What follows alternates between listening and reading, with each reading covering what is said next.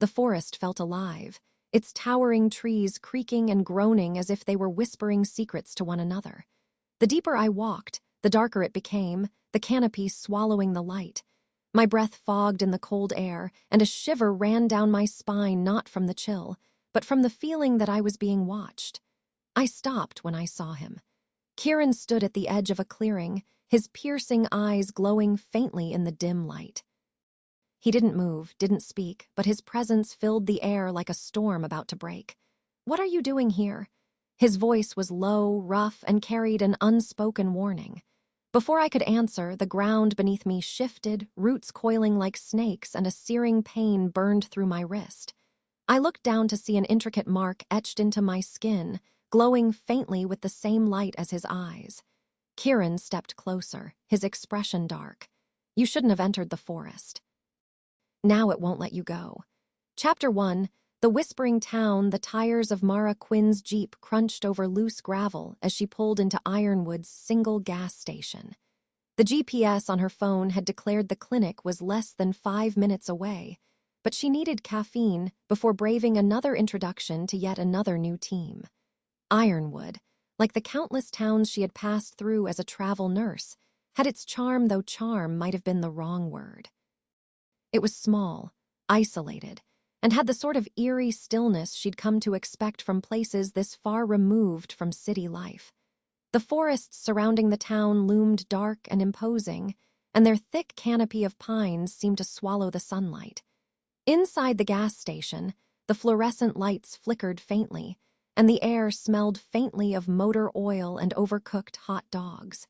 Mara grabbed a coffee from the burner station, ignoring the way the middle-aged cashier stared at her. She was used to this kind of attention in small towns. People could always tell she wasn't local. "You just passing through?" the cashier asked, his voice a little too friendly. Mara stirred in powdered creamer and sugar, keeping her tone polite but neutral. "Not exactly. I'm a nurse. Just started a short-term contract at the clinic." The man's face shifted, his smile faltering just enough to make her pause. He cleared his throat and gestured vaguely toward the door. "Well, welcome to Ironwood. You take care of yourself while you're here, all right?" Mara frowned. "Sure, thanks." She paid for the coffee and left, feeling the man's eyes on her until the door closed behind her. Outside, the sun had dipped lower, casting long shadows over the parking lot. As she climbed back into her Jeep, she glanced toward the forest. The trees swayed slightly in the wind, their dark branches almost alive with motion. By the time she reached the clinic, the unsettled feeling had settled into a dull thrum in her chest. She parked and stepped inside, greeted by the antiseptic smell and the low hum of fluorescent lights. Mara Quinn, a cheerful nurse with graying hair and a clipboard, approached her. "You're right on time. I'm Sue, the lead nurse here." The warmth in Sue's voice eased some of Mara's unease. The rest of the evening passed in a blur of introductions and explanations, everything she'd come to expect from starting a new assignment. It wasn't until Sue showed her the staff break room that Mara finally asked the question that had been on her mind all day. "What's with the forest?" she asked casually, trying not to sound like a city girl unnerved by trees. "I notice no one seems to go near it." Sue's pleasant demeanor stiffened ever so slightly. "Oh, the forest? Locals are just cautious, that's all. It's easy to get lost in there. Better to stay on the marked trails if you're going to explore." Mara raised an eyebrow. "You don't sound like you'd recommend it." Sue hesitated, then forced a smile. "It's not my place to tell people what to do. Just stay safe, all right?" There it was again, that strange, almost maternal warning, the same kind she'd gotten from the gas station cashier. But before Mara could press further, the clinic phone rang, and Sue excused herself, leaving Mara alone in the break room. By the time Mara clocked out, the sun had set completely, casting Ironwood into a moonlit gloom. The streets were quiet, the only sound the soft hum of crickets and the occasional rustle of wind through the trees. Mara climbed into her Jeep, but instead of driving straight to the small rental house the clinic had arranged for her, she found herself taking a detour. Her headlights cut through the darkness as she drove toward the edge of town, where the forest loomed like a shadowed wall. Her fingers drummed against the steering wheel as she debated whether to park and walk the nearest trailhead. What was she expecting to find? But something about the forest tugged at her curiosity, its dark presence almost magnetic. Mara wasn't the kind of person who ignored warnings, but she wasn't one to run from them either. Chapter 2. Into the woods, Mara parked her Jeep at the trailhead, her headlights casting long, uneven shadows against the wooden sign marking the Ironwood Forest Preserve. The sign itself was weathered, the paint faded, and the warning etched below it barely legible "Stay on the path." She stepped out, pulling her jacket tighter against the chill in the air. The forest was silent, unnervingly so.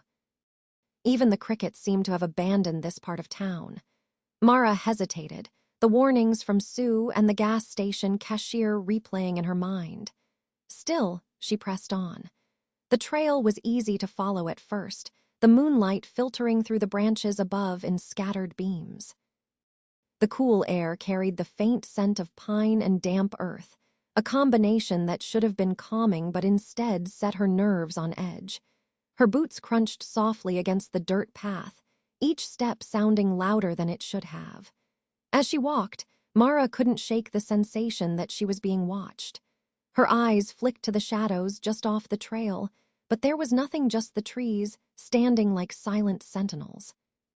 After 10 minutes, the trail began to narrow, twisting through dense thickets of undergrowth. The deeper she went, the harder it became to see the sky, the canopy above thickening until it blocked out most of the moonlight. Mara reached into her pocket for her phone, turning on the flashlight. The beam of light cut through the darkness, but it only made the shadows beyond seem deeper. Then she heard it, a twig snapping behind her.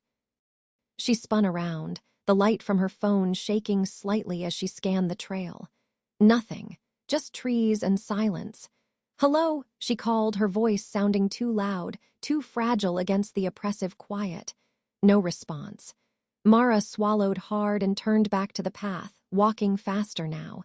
She didn't believe in ghost stories or cursed forests, but something about this place felt alive, as though the trees themselves were watching her. As she rounded a bend, her flashlight caught something up ahead, a figure standing on the trail. Mara froze. He was tall, dressed in dark clothing that blended with the shadows. His face was partially obscured by the low light, but his eyes gleamed with an unnatural brightness, catching the beam of her flashlight like a predator's in the night. "You're not from here." His voice was calm, deep, and even, but it carried a weight that made Mara's stomach twist. "No," she said, her voice more defensive than she intended. "What's it to you?" The man tilted his head slightly as though considering her and stepped closer. His movements were unnervingly smooth, like he was part of the forest itself. "It means you don't know the rules," he said, his tone sharper now. "And if you don't leave, you'll find out why no one else comes this far." Mara's pulse quickened, but she forced herself to stand her ground. "I'm not scared of some local superstition." He stopped, his gaze locking onto hers. For a moment, the air between them seemed to hum with tension. "It's not a superstition." Before Mara could respond, a low, guttural growl echoed from deeper in the forest. Her head snapped toward the sound, and her flashlight beam trembled as she scanned the undergrowth. "What was that?" she whispered, her voice barely audible. The man didn't answer. Instead, his eyes darted toward the source of the noise, his body tensing like an animal about to spring. A second growl joined the first, closer this time. Mara felt the ground shift beneath her feet, the weight of the forest pressing down on her. "We need to go," the man said, his calm demeanor gone. He grabbed her arm, his grip firm but not painful. "Wait," Mara tried to protest, but he was already pulling her back the way she'd come. His strength was startling, his grip unyielding as he guided her down the narrow trail. The growling grew louder, accompanied by the sound of snapping branches and something heavy moving through the underbrush.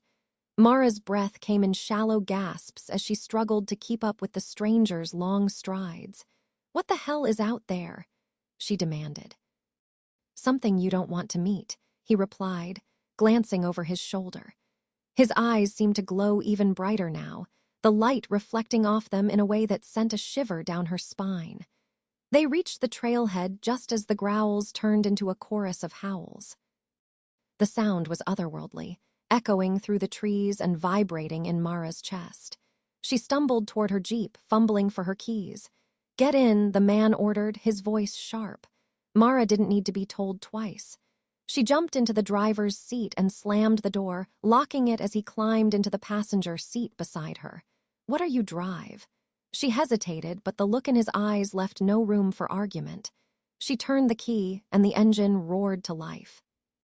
As she sped away from the forest, the howls followed them, growing fainter the farther they went. When they finally reached the safety of town, Mara pulled over, her hands trembling on the steering wheel. "Who the hell are you?" she demanded, turning to face him. The man leaned back in his seat, his expression unreadable. "Someone who just saved your life." Mara's pulse was still racing, but her fear was quickly giving way to anger. "Saved me from what?" He didn't answer immediately, his gaze shifting to the darkened road ahead. Finally, he said, "You shouldn't have gone into the forest. Not alone, not tonight. What does that even mean?" He sighed, his frustration evident. "It means Ironwood has rules for a reason." Before she could ask more, he opened the door and stepped out, disappearing into the shadows before she could stop him. Mara sat there, stunned and shaken. The howls from the forest still echoed faintly in her mind, a haunting reminder of just how wrong this town already felt. Chapter 3. The clinic's stranger. Mara barely slept that night. Every time she closed her eyes, she heard the growls, the snapping branches, and those piercing howls that seemed to come from everywhere at once. Her mind replayed the stranger's glowing eyes and the grip of his hand on her arm, firm but strangely protective. When she finally gave up on sleep, the early morning light was creeping through the windows of her small rental house. She got ready mechanically, her thoughts buzzing as she pulled on her scrubs and tied her hair back. Maybe it was exhaustion, or maybe she'd imagined the entire thing. Maybe the forest had played tricks on her, the shadows twisting into something her brain couldn't quite understand. But no amount of rationalizing could explain the man. By the time Mara arrived at the clinic, she had decided on one thing: she wasn't going to tell anyone what had happened. Small towns loved their gossip, and the last thing she needed was to become that nurse, paranoid and out of her depth. She'd figure it out on her own, one piece at a time. "Good morning, Mara," Sue greeted her cheerfully as she entered the clinic. Ready for another busy day, Mara mustered a smile. Always. The first few hours were uneventful, a blur of patient charts, vitals, and small talk with the locals. But just after noon, everything changed. Mara was reorganizing supplies when Sue poked her head into the storage room. "Hey, there's someone in exam room 2 who's asking for you by name." "Do you know She squinted at the chart in her hand. "Kieran." The name hit her like a shockwave. Mara froze. "What?" Kieran, Sue repeated, clearly puzzled. Tall guy, dark hair, kind of intimidating. "He didn't say much, just that he needed to see you." Mara's heart was pounding, but she forced herself to stay calm. "I don't know him," she lied, straightening up and taking the chart from Sue. "Well, he's waiting for you." Sue gave her a knowing smile. "And he's quite the looker, if you ask me." Mara didn't respond, too focused on the name scrawled across the chart: Kieran Wolf. She swallowed hard, her grip tightening on the clipboard as she made her way to exam room 2. When she opened the door, she wasn't sure what to expect. But there he was, sitting on the edge of the exam table like he owned the place. Kieran. His dark hair was slightly tousled, and his piercing eyes, those same eyes that had glowed in the forest, met hers with a cool, unreadable expression. He was dressed in a simple black t-shirt and jeans, his presence somehow filling the small room. Mara closed the door behind her, leaning against it. "You've got to be kidding me." A faint smirk tugged at the corner of his lips. "Hello to you too. What are you doing here?" she hissed, keeping her voice low. "You ran off before I could explain anything last night," he said, his tone calm and measured. "I figured I'd come to you." "Oh, you figured." Mara set the clipboard down on the counter, crossing her arms. "What, you couldn't just leave a note or something?" You had to waltz into my workplace like it's no big deal." Kieran tilted his head slightly, studying her. "You don't seem as shaken as I expected. Most people would have left town after what you saw." "Most people don't like being told what to do," Mara shot back, feeling a flicker of defiance despite herself. "And I'm not leaving until you tell me what's going on." For a moment, Kieran didn't respond. He just watched her, his gaze sharp and calculating, like he was trying to decide how much to say. Finally, he leaned forward, resting his forearms on his knees. "Ironwood isn't like other towns," he said quietly. "The forest, it's alive. It has rules, and the people here know better than to break them." Mara frowned. "That's not an explanation. That's cryptic nonsense." Kieran's expression hardened. "It's not nonsense. You felt it, didn't you? The way the forest watched you. The way the air changed. The growls." She hesitated, the memory of the sounds making her stomach twist. "What was that?" "The wolves," Kieran said simply. Mara laughed, though it sounded forced even to her ears. "Wolves, that's what you're trying to scare me with? I've seen wolves before, Kieran." "Not like these," he said, his voice low and almost dangerous. "These aren't ordinary wolves.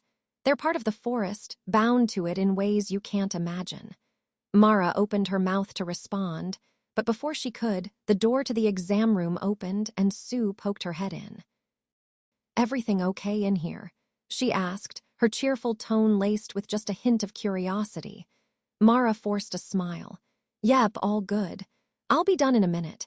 Sue nodded, glancing briefly at Kieran before leaving and closing the door behind her. Kieran rose to his feet, and Mara was suddenly aware of just how tall he was, his presence filling the room even more now. "If you're smart, you'll stay out of the forest. And if you're stubborn, which I think you are, you'll come find me before you decide to ignore the rules again." Mara narrowed her eyes at him. "And how exactly am I supposed to find you?" "You'll figure it out," he said, his smirk returning. "Ironwood's not that big." With that, he brushed past her, his movements as fluid as they'd been the night before. The door closed softly behind him, leaving Mara alone in the small room, her thoughts racing. He'd given her more questions than answers, but one thing was clear: whatever was happening in Ironwood, Kieran Wolf was at the center of it. Chapter 4. The Rules of Ironwood. Mara spent the rest of the day in a haze of distraction, her thoughts cycling between the unsettling events in the forest and Kieran's cryptic warnings.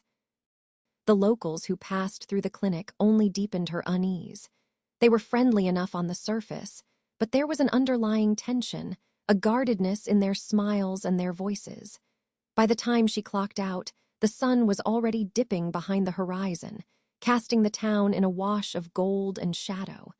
Mara made her way to the small diner across from the clinic, hoping that a hot meal and a slice of pie might help her make sense of things.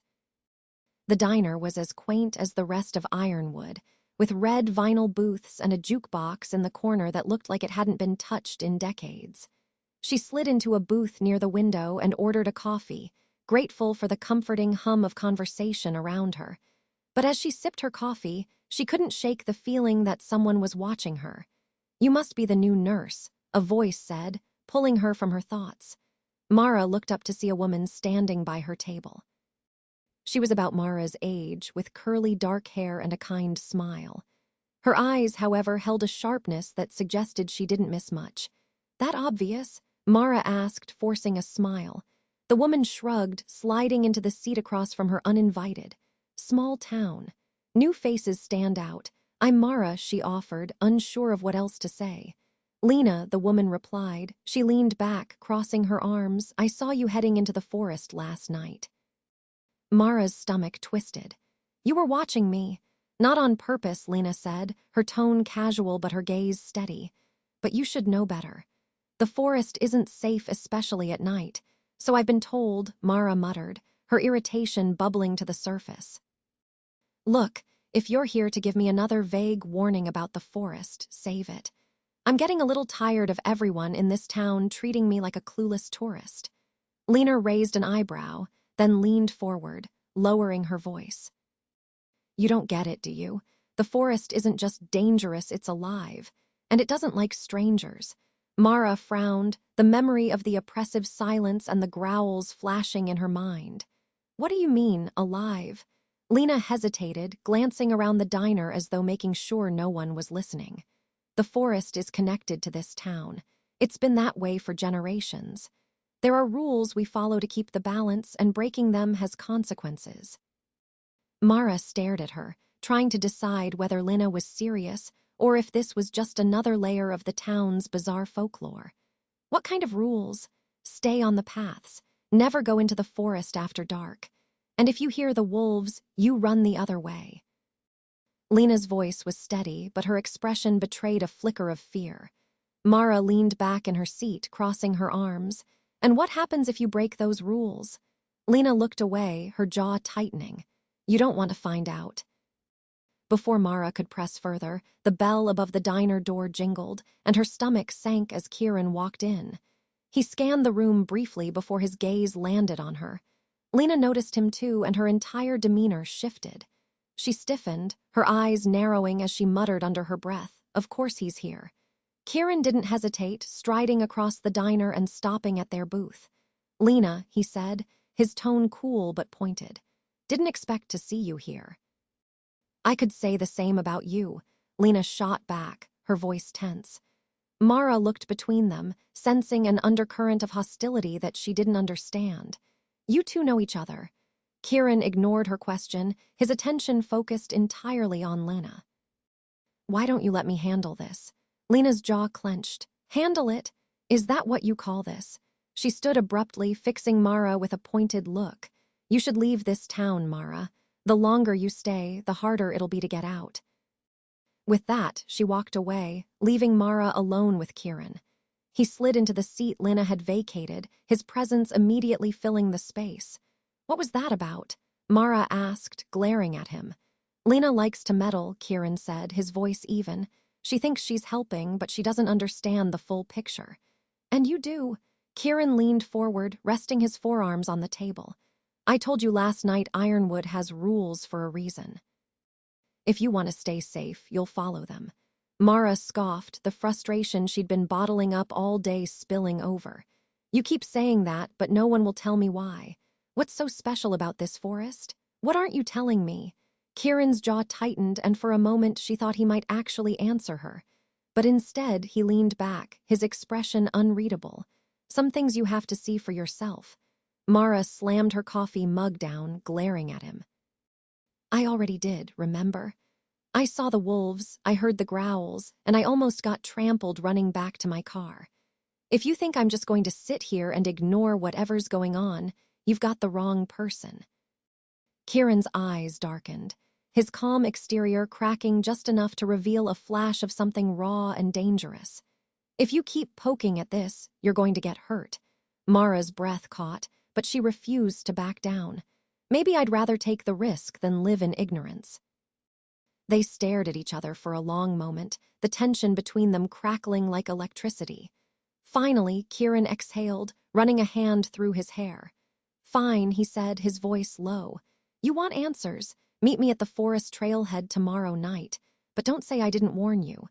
He stood and left without another word, leaving Mara alone in the booth, her heart pounding. Whatever was happening in Ironwood, she was in deeper than she'd planned, and there was no turning back now. Chapter 5. The shadow pack the next night came far too quickly.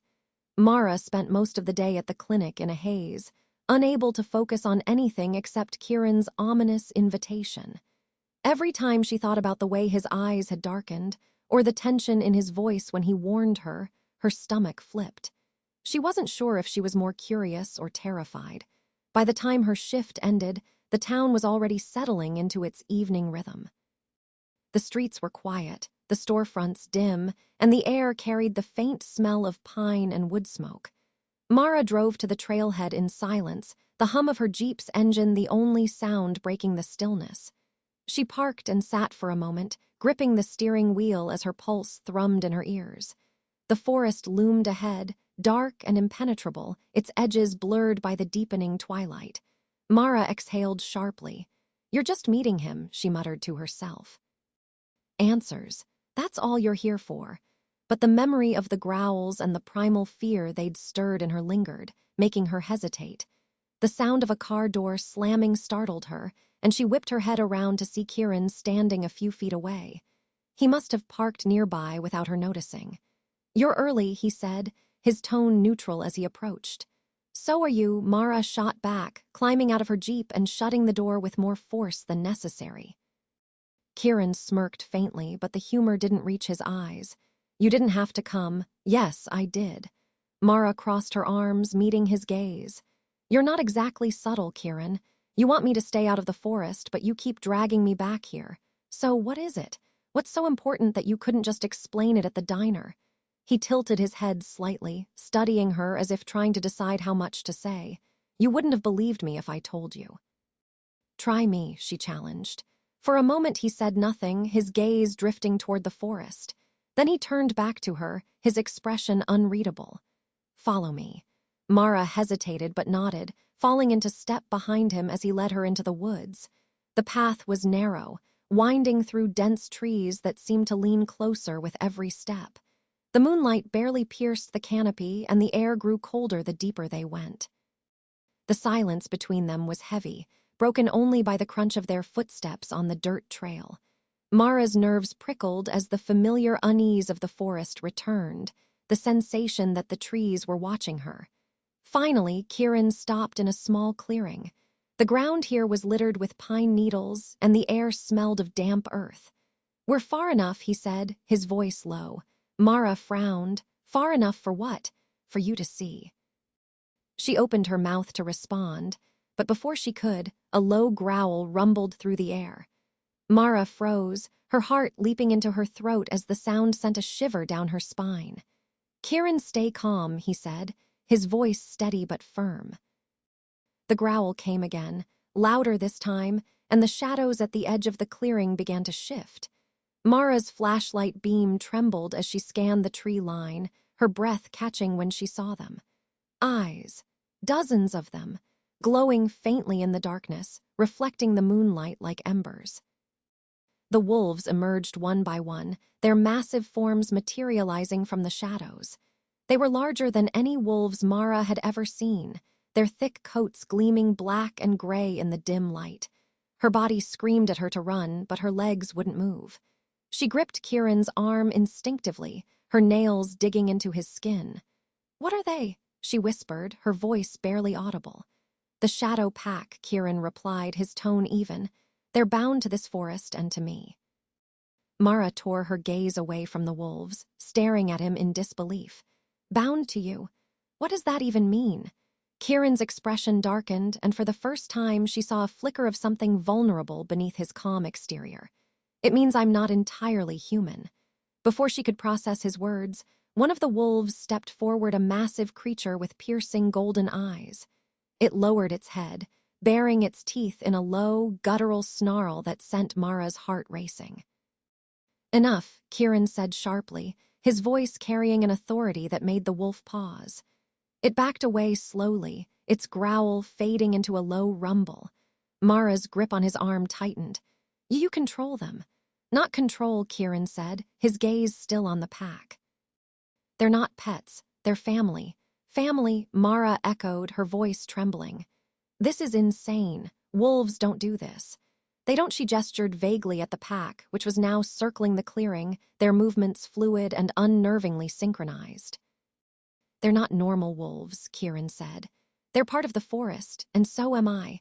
Mara's head spun, the weight of his words pressing down on her like the air in the forest. "What are you?" For a long moment, Kieran didn't answer. The wolves around them moved silently, their glowing eyes fixed on her as though waiting for her reaction. Finally, he turned to her, his expression grim. "I'm their alpha." Mara stared at him, her mind racing to catch up. You're saying you're a werewolf." The corner of Kieran's mouth twitched, but there was no humor in it. "Not exactly. It's more complicated than that. More complicated," she repeated, her voice rising. How could it possibly be more complicated? Before Kieran could answer, another growl echoed through the forest, this one deeper, more resonant. The pack stiffened, their ears swiveling toward the sound as tension rippled through the clearing. Damn it, Kieran muttered under his breath. What is it? Mara asked, panic creeping into her voice. Not all wolves in the forest follow the rules, he said, his tone grim. Stay behind me. Another figure emerged from the shadows, this one larger than the others, its coat a deep, silvery gray. Its eyes burned with an unnatural light, and its growl vibrated through the ground beneath Mara's feet. Kieran stepped in front of her, his posture tense. You shouldn't be here, he said, his voice carrying an edge of warning. The wolf bared its teeth, its growl turning into a snarl. The other wolves in the pack shifted uneasily, their glowing eyes fixed on the intruder. Mara's heart pounded as the air in the clearing grew thick with tension. Whatever this was, it wasn't just about her anymore. Stay close, Kieran said quietly, his voice low but commanding. And don't run. Mara's breath hitched as the standoff between Kieran and the silvery wolf deepened, the forest around them holding its breath. Chapter 6, Trust and Teeth. Mara barely had time to process Kieran's command before the silvery wolf lunged. It moved faster than she thought possible, an enormous blur of fur and muscle, but Kieran was faster. In a single fluid motion, he stepped forward and met the wolf's charge head-on, his body twisting as he shoved it aside with impossible strength. The wolf snarled, its claws raking through the dirt as it skidded to a stop. The pack behind Kieran responded instantly, their growls rising in unison, the clearing alive with a symphony of tension.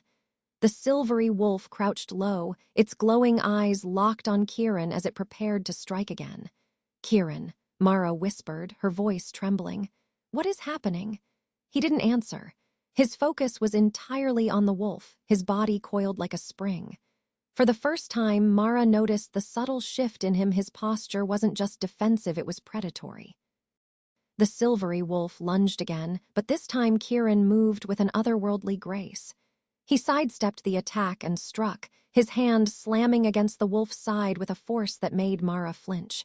The wolf yelped, its massive body collapsing onto the forest floor in a heap of fur and fury.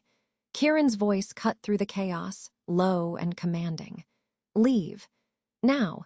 The silvery wolf growled, its massive chest heaving, but it didn't move. The pack behind Kieran remained still, their glowing eyes fixed on the intruder. The standoff stretched, the air in the clearing so thick with tension that Mara felt like she couldn't breathe. Finally, the silvery wolf rose to its feet, shaking itself off. Its eyes flicked to Mara for a brief, terrifying moment before it turned and slunk back into the shadows, disappearing as quickly as it had come. Kieran exhaled slowly, his shoulders relaxing as the pack around him began to settle. The wolves lowered their heads and retreated into the tree line, their movements as silent as the wind. Within moments, the clearing was empty again, save for Mara and Kieran. What the hell was that? Mara asked, her voice shaking. Kieran turned to her, his expression grim. That was a rogue. A rogue. A wolf without a pack, he explained, running a hand through his hair. They're unpredictable. Dangerous. Mara shook her head, trying to make sense of what she'd just witnessed. And you just fought it. Barehanded? Kieran's lips twitched into a faint, humorless smile. You get used to it. Used to it. She repeated, her voice rising. What are you, some kind of... She stopped herself, the word catching in her throat. She thought she was ready for the truth, but seeing it in action was entirely different. Kieran sighed, his gaze softening. I told you it was complicated. Complicated doesn't even begin to cover it, Mara shot back. You're what? Half-wolf. Part of some magical forest cult? What is this, Kieran? He hesitated, as though weighing how much to tell her. I'm a shifter, he said finally. The alpha of the shadow pack. The forest, it's tied to us and we're tied to it. It's not just a place, it's a force, an ancient one. And it doesn't take kindly to outsiders. Mara stared at him, her mind reeling. This can't be real, she whispered. Stuff like this doesn't happen. It's impossible. It's real, Kieran said quietly. And now you've seen it. She took a shaky step back, her hands trembling. Why me? Why did you bring me out here? What do I have to do with any of this? Kieran's jaw tightened, and for a moment she thought he wouldn't answer. But then he said, because you're not just passing through, Mara. The forest knows you. It's why the wolves reacted the way they did last night and why the rogue came tonight. You don't belong here, but now you're a part of this whether you like it or not. His words hit her like a punch to the chest. What are you saying? I'm saying you're tied to the forest now, he said, his voice steady but heavy with meaning. And that tie can't be broken.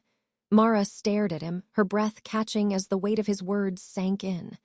No, she said, shaking her head. No, that's not possible. I don't belong here, I'm just a nurse. I go where I'm needed and then I leave. That's how it works.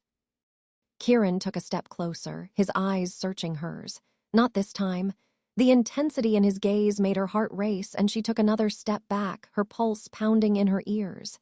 I don't believe you, she said, her voice trembling. This is insane. You don't have to believe me, he said softly, but the forest does. And if you want to survive here, you're going to have to trust me. Mara's breath hitched, her mind spinning with questions she didn't know how to ask. Trust him. She barely knew him. And yet, he'd saved her twice now, once in the forest and again tonight. I don't even know who you really are, she said, her voice barely above a whisper. Kieran held her gaze, his expression unreadable. You'll find out, he said. But for now, you need to stay out of the forest. And if you see anything unusual, come to me. Don't trust anyone else. Not even Lena, Mara asked, thinking of the sharp-eyed woman from the diner. Kieran's jaw tightened. Especially not Lena. His warning sent a chill down her spine, but before she could question him further, he turned and started walking away, his dark figure blending into the shadows. Kieran, wait, she called after him. He paused, glancing back over his shoulder. Go home, Mara. Get some rest. You'll need it. And then he was gone, leaving her alone in the clearing, the echoes of the pack's growls still ringing in her ears. Mara stood there for a long moment, the night pressing in around her. She didn't know what she'd gotten herself into, but one thing was certain: Ironwood was far more dangerous and far more extraordinary than she'd ever imagined. Chapter 7, The Lunar Warning. The next morning, Mara felt like she was moving through molasses. Her mind was heavy with the events of the previous night, and her body ached from the adrenaline that had coursed through her veins for hours. She wasn't sure what was worse, the wolves, the rogue, or Kieran's cryptic warnings. Her alarm had blared at 6 a.m., but it was nearly 7:30 by the time she dragged herself out of bed, her hair a tangled mess and her scrubs rumpled. She couldn't shake the feeling of eyes on her, even within the safety of her little rental house. At the clinic, Sue noticed immediately.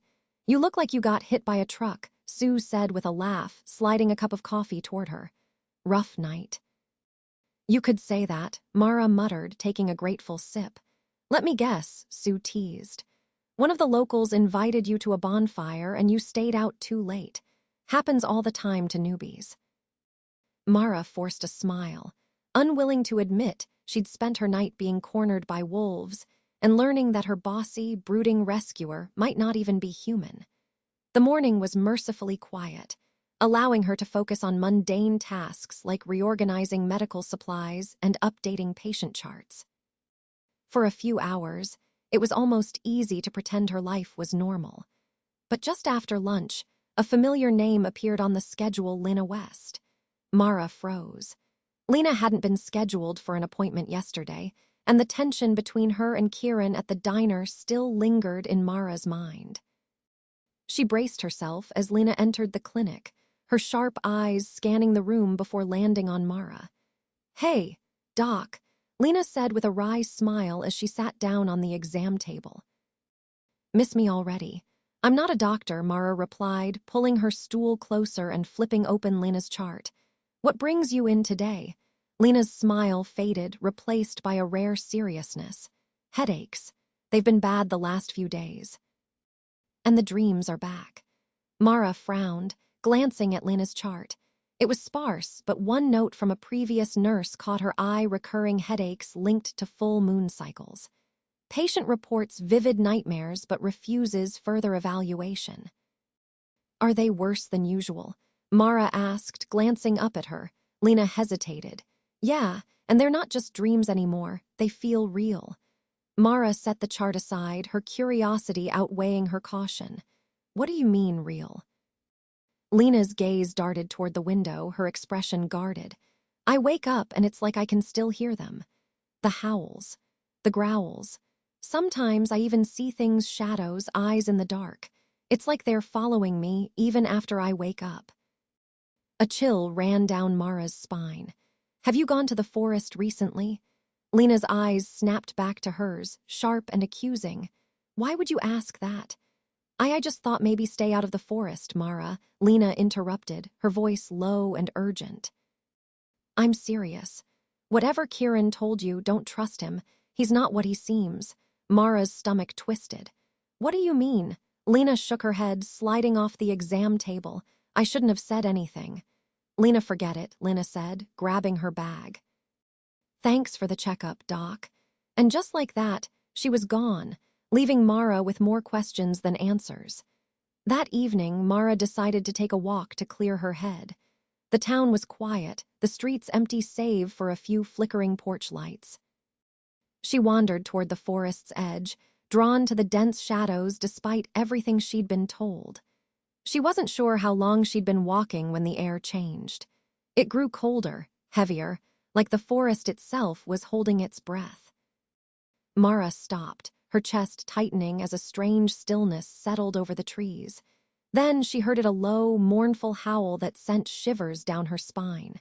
Kieran, she whispered, though she knew he couldn't hear her. The howl came again, closer this time, followed by another. The sound wasn't just eerie, it was otherworldly, echoing through the trees like a warning. Mara turned, intending to head back to town, but she froze when she saw a figure standing at the trailhead. It wasn't Kieran. It was the sheriff. Sheriff Elias was a tall, broad man with a weathered face and piercing blue eyes. His uniform was crisp, his badge gleaming in the faint light of the moon. Miss Quinn, he said, his voice smooth but edged with authority. I didn't expect to find you out here. Mara swallowed hard. I was just taking a walk. Near the forest, his eyes narrowed slightly. That's not a good idea. I've heard that, Mara replied, trying to keep her tone light. I was just about to head back. The sheriff took a step closer, his gaze never leaving hers. You've been spending time with Kieran Wolf. It wasn't a question. What's it to you? Mara asked, crossing her arms. The corner of Elias's mouth twitched, but his smile didn't reach his eyes. He's trouble, always has been. I'd stay away from him if I were you. Mara's pulse quickened. Why? Because he's part of the pack. The sheriff's expression darkened. So he told you. Mara's breath caught. She hadn't expected him to confirm it so easily. You know, I know more than you think, Elias said, his voice dropping to a near growl. And I know you've stepped into something you don't understand. The blood moon is coming, Miss Quinn. That's when the forest is at its most dangerous. If you're smart, you'll leave Ironwood before it rises. The blood moon, Mara echoed, her chest tightening. Elias nodded, his expression grim. 3 nights from now, you don't want to be here when it happens. Before Mara could respond, Elias turned and walked away, his boots crunching against the gravel path. She watched him disappear into the shadows, her mind spinning with questions. 3 nights. That was all the time she had to figure out the truth about the forest and the wolves that haunted it. Chapter 8, the Alphas claim the following days passed in a blur. Mara couldn't focus on her work, couldn't shake the weight of Elias's warning or the looming threat of the blood moon. Every time she closed her eyes, she heard the howls, felt the forest's oppressive presence. Her nerves were stretched taut, and the strange behavior of the townsfolk didn't help. Patients whispered behind her back, their eyes darting nervously to the windows whenever the wind picked up. Sue, usually cheerful and chatty, avoided Mara's questions about the forest and the moon. Even Lena hadn't returned to the clinic, though Mara caught glimpses of her on the street, always moving quickly, always glancing over her shoulder. But Kieran stayed away. Days passed without a sign of him, and the more time went on, the more his absence gnawed at Mara. He'd told her to come to him if anything unusual happened, but how was she supposed to find him? Ironwood wasn't big, but it felt impossible to know where someone like him might disappear to. By the time the 3rd night arrived, Mara's frustration outweighed her fear. If Kieran wasn't going to show up, she'd find him herself. The forest trail was eerily quiet when Mara arrived. The moon hung low in the sky, its pale light filtering through the trees and casting long, shifting shadows across the ground.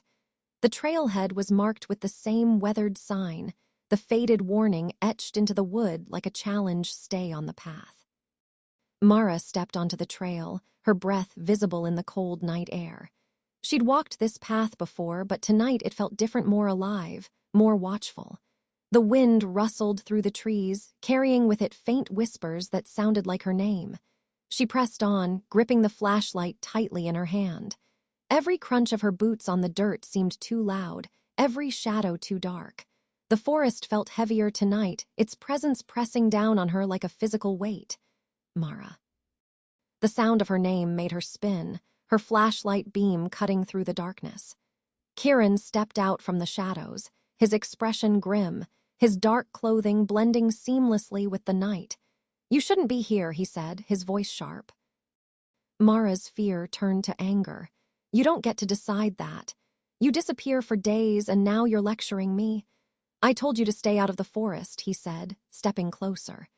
"And I told you I'm not leaving until I get answers," Mara shot back, her voice trembling. "The sheriff warned me about the blood moon. He told me to leave Ironwood. Is that why you've been avoiding me?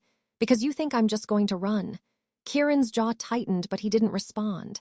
"Talk to me, Kieran," Mara demanded, her voice breaking. "What is this? What's happening to me? To this town?" For a moment he just stared at her, his eyes shadowed and unreadable. Then he exhaled, running a hand through his hair. "You felt it, haven't you?" Mara frowned. "Felt what?" "The connection," he said quietly. "The way the forest pulls at you, the way the air changes when you're near it. It's not a coincidence, Mara. You're tied to this place now, whether you like it or not." Her breath caught. "How? Why?" "It started the moment you stepped off the trail," Kieran said, his tone grim. "The forest doesn't let go easily. It marks those who cross its boundaries, especially during a blood moon. You were already different, already connected in a way I can't explain." The forest recognized that. Mara stared at him, her heart pounding. "You're saying this is my fault, that I did this to myself." "No," Kieran said firmly, "this isn't your fault. But it's happening, and now you need to decide how far you're willing to go to survive it." Her stomach twisted. "What does that mean?" Kieran hesitated, his gaze softening. "The blood moon is a turning point. It's when the forest's power is at its peak, when the shadow pack is at its most vulnerable and its most dangerous. The forest will test you, Mara. It will push you to your limits, force you to confront everything you're afraid of. If you can't handle that." He didn't finish, but the weight of his words was clear. "What happens if I can't handle it?" she asked, her voice barely above a whisper. Kieran's eyes darkened. "The forest takes what it wants." The air between them was heavy with unspoken tension, and Mara felt like she couldn't breathe. "Why me?" she whispered. "Why is this happening to me?" Kieran stepped closer, his presence overwhelming, his voice low and steady. "Because the forest chose you, and so did I." Her breath hitched as his words sank in. "What are you talking about?" "The bond," Kieran said, his voice softer now. "The moment I found you in the forest, it wasn't just instinct, it was something deeper. The forest tied us together, Mara. I don't know why, but I feel it, and I know you do too." Mara's chest tightened.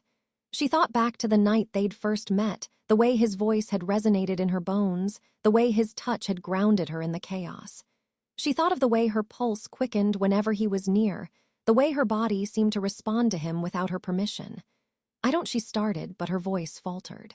Kieran reached out, his fingers brushing against hers. The contact sent a jolt through her, a warmth that chased away the chill of the forest. "You don't have to understand it," he said, "but you need to trust it. Trust me." Mara stared at him, her mind racing. Every instinct told her to run, to get out of Ironwood before the blood moon rose. But something deeper, something primal, kept her rooted to the spot. "What happens now?" she asked, her voice trembling. Kieran's expression darkened. "Now we prepare. The blood moon is tomorrow, and if you want to survive, you'll need to face the forest and the shadow pack head-on." Chapter 9, Bloodlines and Bonding. The night before the blood moon passed in restless silence. Mara lay awake in her bed, staring at the ceiling as Kieran's words echoed in her mind. The forest chose you. And so did I.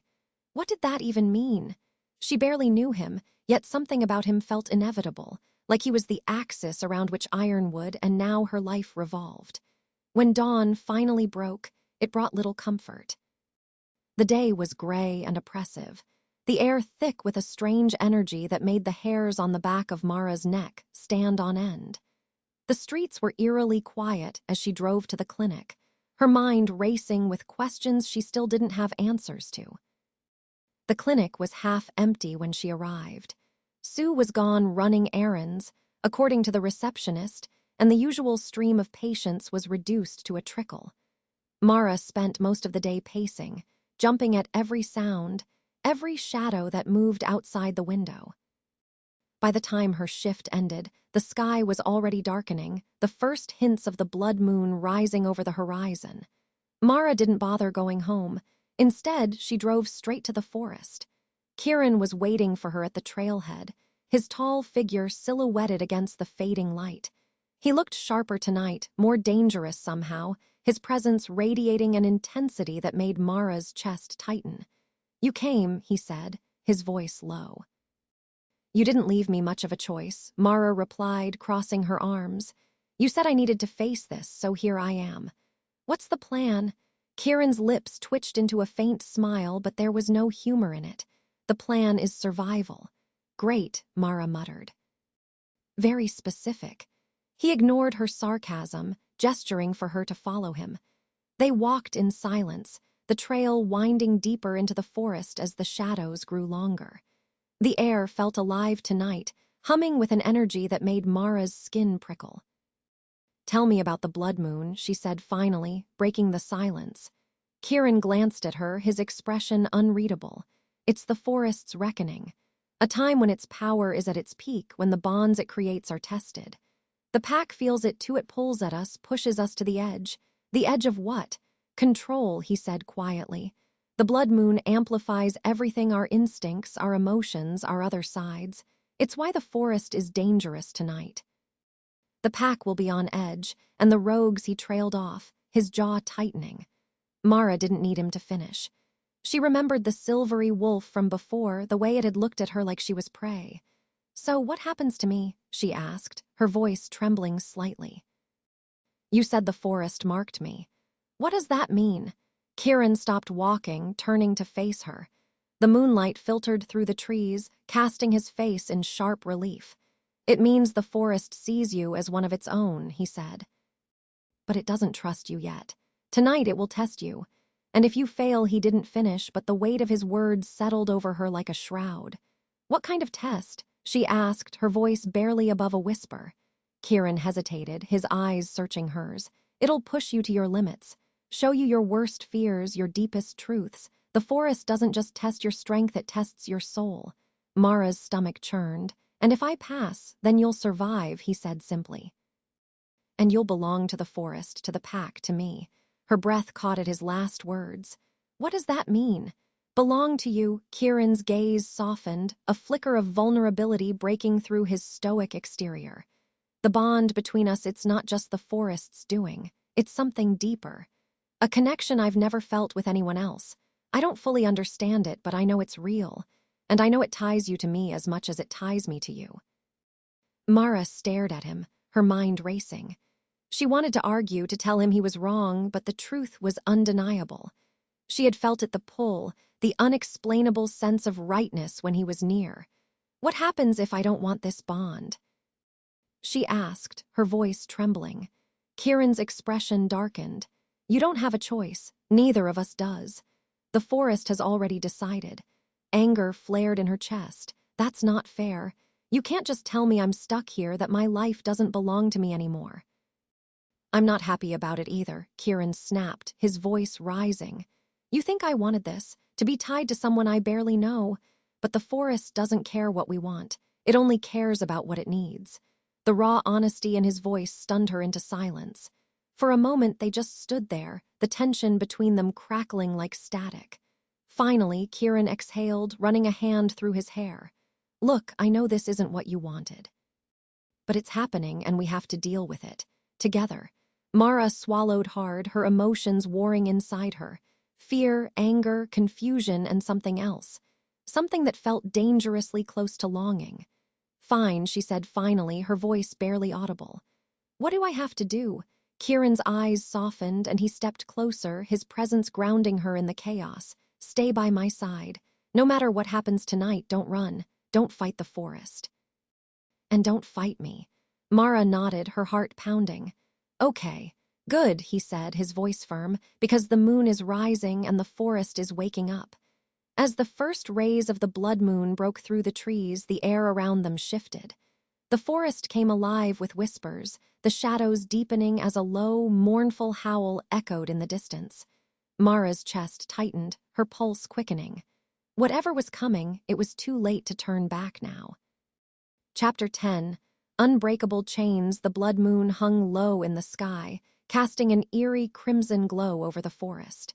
The trees seemed taller, their branches reaching like claws, and the ground beneath Mara's feet felt alive, pulsing faintly with an energy that made her skin crawl. Kieran walked ahead of her, his shoulders tense, his movements deliberate. He didn't say much, but every so often he glanced back to make sure she was following. Mara's flashlight was off now, the moonlight was bright enough to guide her, though it painted the forest in an unsettling palette of red and black. The whispers began as they reached a clearing deeper in the forest. Mara stopped, her breath hitching as the faint, disembodied voices drifted through the trees. "Do you hear that?" she whispered. Kieran turned to her, his expression grim. "Ignore it. The forest is trying to get inside your head." Mara swallowed hard, nodding, but the whispers grew louder with every step, their words indistinct but insistent. Her name floated through the air, woven into the voices, and her pulse quickened. They reached the center of the clearing, where the ground was covered in a thick carpet of moss, and the trees formed a perfect circle. Kieran stopped, turning to face her. "This is where it begins," he said, his voice low. "Where what begins?" Mara asked, her stomach twisting with unease. "The test," Kieran replied. "The forest will show you things, memories, fears, truths you've buried. It'll try to break you to see if you're strong enough to survive." Mara's throat tightened. "And if I'm not?" Kieran's jaw clenched, but he didn't answer. The wind picked up, swirling through the clearing with an unnatural force. The whispers grew louder, and Mara felt a sharp pang in her chest, as though the forest was reaching inside her. She gasped, stumbling back a step, but Kieran caught her arm. "Stay with me," he said firmly, his hand warm and grounding. The world around them shifted. The trees blurred, the clearing dissolving into darkness. Mara's breath quickened as the shadows closed in, swallowing everything but Kieran's hand on her arm. And then she was alone. She stood in a hospital hallway, the fluorescent lights flickering overhead. The walls were lined with doors, each one slightly ajar, revealing glimpses of patients in various states of distress. Mara's heart pounded as she recognized the scene. It was the hospital where she'd worked her first assignment as a nurse. "No," she whispered, backing away. "Not here," but the forest didn't care. A voice called her name, and she turned to see a young girl standing at the end of the hallway. Her blonde hair was matted with blood, her hospital gown stained and torn. "Help me," the girl said, her voice trembling. Mara's chest constricted. She knew this girl. Maddie, she'd been one of Mara's first patients, a 9-year-old who had come into the ER after a car accident. Mara had stayed by her side, holding her hand as the doctors worked to save her. But it hadn't been enough. Maddie had died on the operating table, and Mara had never forgiven herself. "This isn't real," Mara said, her voice shaking. "You're not real." Maddie's eyes filled with tears. "Why didn't you save me?" Mara's breath hitched. "I tried. I did everything I could. You let me die," Maddie interrupted, her voice rising. The lights overhead flickered wildly, and the walls began to close in. "You let all of us die." More voices joined Maddie's, and Mara turned to see other patients from her past emerging from the shadows, their faces pale and accusing. "No," Mara whispered, shaking her head. "This isn't real." This isn't enough. Kieran's voice cut through the chaos like a blade, and the shadows dissolved. Mara blinked, disoriented, as the forest reappeared around her. She was back in the clearing, her knees buckling beneath her as she gasped for air. Kieran knelt beside her, his hands steady on her shoulders. "It's over," he said, his voice calm but firm. "You're back." Tears streamed down Mara's face as she looked up at him. "It felt so real," she whispered. "It always does," Kieran said, his expression softening. "The forest knows how to get under your skin. It shows you your worst fears, your deepest guilt. But it's just a trick. You're stronger than it is." Mara wiped her eyes, her hands trembling. "How do you know?" "Because you're still here," Kieran said, his voice gentle. "And because I've been through it too." She stared at him, her chest tightening at the raw honesty in his voice. "What did it show you?" Kieran hesitated, his gaze dropping for a moment. "The faces of everyone I've ever failed. The packmates I couldn't save. My father." Mara frowned. "Your father? He was the alpha before me," Kieran said quietly. "He died protecting the pack. I watched him fall, and I couldn't do anything to stop it." The pain in his voice was palpable, and Mara felt a strange ache in her chest. Kieran, he shook his head, forcing a faint smile. "It doesn't matter now. What matters is that you're here. You passed the first test." "The first?" Mara asked, her stomach sinking.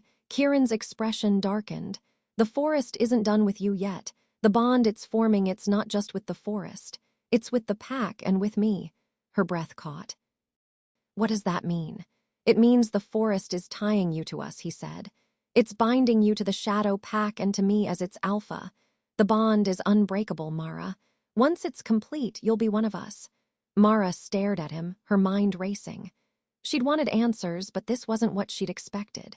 She wasn't sure she could handle it. But as the blood moon rose higher, bathing the forest in crimson light, one thing became clear: the forest wasn't giving her a choice. Chapter 11, Secrets Beneath the Pines. The blood moon hung overhead like an unblinking eye, casting the forest in an eerie crimson glow. Mara could feel the forest pressing down on her, the energy vibrating through the ground and up into her chest, making her heart race. Kieran was still kneeling beside her, his hands steady on her shoulders. She wanted to believe his presence would keep her grounded, but the forest seemed to have other ideas. Every shadow in the clearing felt alive. Every whisper in the air tugged at her mind.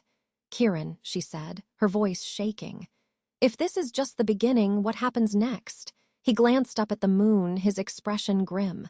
"The forest has its own way of testing you, of forcing you to understand your place in its order. You're not done yet." "Great," Mara muttered, rubbing her temples. "I barely made it through that last one." "You did more than make it through," Kieran said, his voice firm but low. "Most people would have broken under what you saw. But you didn't. That means you're stronger than you think." Mara wasn't sure if she believed him, but she didn't have time to argue. The wind picked up again, swirling through the clearing, and Kieran stiffened, his head snapping toward the tree line. "What is it?" she asked, her voice hushed. "Something's coming," Kieran said, his voice low. His gaze scanned the shadows, his body tensing like a coiled spring. Mara followed his line of sight, her pulse quickening. At first, she saw nothing but darkness, the trees swaying in the wind. Then she saw movement, a flicker of shadow, too fluid and deliberate to be the wind. Kieran stepped in front of her, his body blocking her from the approaching threat. "Stay behind me," he ordered, his voice cold and commanding. Mara's grip tightened on the flashlight, though she doubted it would do her much good. "What is it?" "Rogues," Kieran said, his voice like a growl. "They're drawn to the blood moon. And to you." "Me," Mara whispered, her stomach twisting. "They can sense the forest's bond forming," he explained. "It's like blood in the water. They think if they take you, they'll disrupt the balance." Mara's heart slammed against her ribs. Disrupt the balance? What does that even mean? Kieran didn't answer. His eyes were locked on the shadows, his jaw tight, and then they stepped into the clearing. 3 wolves, their forms massive and feral, their eyes glowing with an unnatural light. Their fur was mottled with scars, and their movements were jagged, like they were barely in control of their own bodies. Kieran shifted his stance, his posture radiating power. "This isn't your fight," he said to the rogues, his voice carrying an edge of authority. "Turn back now, and I'll let you live." The largest of the rogues, a wolf with a patch of white fur across its chest, bared its teeth. Its growl rumbled through the clearing, low and menacing. "You think the forest will protect you forever, Alpha?" The rogue snarled, its voice guttural and rough. "You can't stop what's coming." Kieran's eyes glowed faintly in the moonlight and his voice dropped to a dangerous growl. "I don't need the forest to deal with you." The rogue lunged. Kieran moved faster than Mara thought possible, meeting the attack head-on. The two collided with a thunderous crack, their snarls filling the clearing. The other two rogues circled, their glowing eyes fixed on Kieran. Mara took a step back, her breath coming in shallow gasps. She wanted to run, but something rooted her in place. Her body felt heavy, her chest tight, and her skin burned where Kieran had touched her shoulder earlier. The bond. She could feel it now, pulsing faintly beneath her skin, tethering her to Kieran and the forest. It was as if she could feel his energy, his movements, his power, and it scared her. Kieran slammed the lead rogue into the ground, his growl echoing through the clearing. But before he could finish it off, one of the other rogues charged at him from behind. Mara didn't think. She grabbed the nearest branch, thick and sturdy, and swung it with all her strength. The wood connected with the rogue's side, knocking it off course. The wolf snarled, spinning to face her. Its glowing eyes locked onto hers and it crouched, preparing to strike. "Mara, get back." Kieran shouted, but she couldn't move. The rogue lunged and she braced herself, her pulse hammering in her ears. But before the wolf reached her, Kieran was there. He slammed into the rogue, his hands gripping its neck as he forced it to the ground. The rogue whimpered and Kieran bared his teeth, his voice a low growl. "Run." The rogue scrambled to its feet, limping back into the shadows. The other two followed, their growls fading as they disappeared into the forest. Kieran turned to Mara, his chest heaving, his glowing eyes still wild. "Are you okay?" Mara nodded, though her legs felt like jelly. "I think so." He stepped closer, his gaze softening. "You didn't run." "You told me not to," she said, her voice trembling. Kieran's lips twitched into a faint smile. "You're stronger than you think." Before Mara could respond, the ground beneath her feet trembled. A low hum filled the air and the shadows around them began to shift. "What now?" she asked, panic rising in her chest. "The forest," Kieran said, his voice grim. "It's not done with you yet." The shadows coalesced, forming a swirling vortex at the center of the clearing. Mara's stomach dropped as she felt the forest's pull again, stronger this time, dragging her toward the vortex. Kieran grabbed her arm, his grip firm. "Whatever happens, don't let go." Mara clung to him, her heart pounding as the vortex swallowed them both, plunging them into darkness. Chapter 12. The moon's call. Mara felt like she was falling through endless darkness. The pull of the forest was overwhelming, a force she couldn't fight even as Kieran's grip on her arm kept her tethered. Around them, the shadows twisted and churned, whispers brushing against her ears in a language she couldn't understand. Then, just as suddenly as it began, the sensation stopped. Mara landed hard on her knees, the air rushing out of her lungs. The world around her was eerily still, bathed in the blood moon's crimson light. She pushed herself upright, her heart pounding, and looked around. The clearing was gone, replaced by an ancient grove. The trees here were massive, their trunks gnarled and twisted as if they had grown for centuries untouched. Their roots tangled together, forming an intricate pattern across the ground. In the center of the grove was a stone altar, weathered with age and covered in moss. Kieran was beside her, his gaze fixed on the altar. His face was grim, his jaw tight and his shoulders tense. "What is this place?" Mara whispered, her voice trembling. "The heart of the forest," Kieran replied, his tone low. "This is where the bond is sealed." Her stomach twisted. "The bond between me and the forest, or me and you?" "Both," he said, his eyes meeting hers. "This place is sacred. It's where the forest decides who it accepts and who it doesn't." Mara's breath hitched. "And if it doesn't accept me?" Kieran didn't answer, but the look in his eyes was enough. The whispers began again, louder this time, swirling around them like a living thing. Mara turned, searching for the source, but the grove was empty save for the two of them. The sound wasn't coming from any one place, it was coming from the forest itself. Then the ground beneath the altar shifted, and Mara's breath caught as something began to rise from the earth. A figure emerged, cloaked in shadow and light. Its form was humanoid, but its features were indistinct, constantly shifting as if it couldn't decide what it wanted to be. Its presence was overwhelming, filling the grove with an energy that made Mara's chest tighten. "The keeper," Kieran said, his voice barely above a whisper. Mara's eyes widened. "The what?" "The spirit of the forest," Kieran explained. "It guards this place, ensures the balance is upheld." The keeper's gaze, or what Mara assumed was its gaze, fell on her. A wave of emotion washed over her: fear, awe, and something deeper, something primal. She felt exposed, as though the keeper could see every part of her, every thought, every fear, every regret.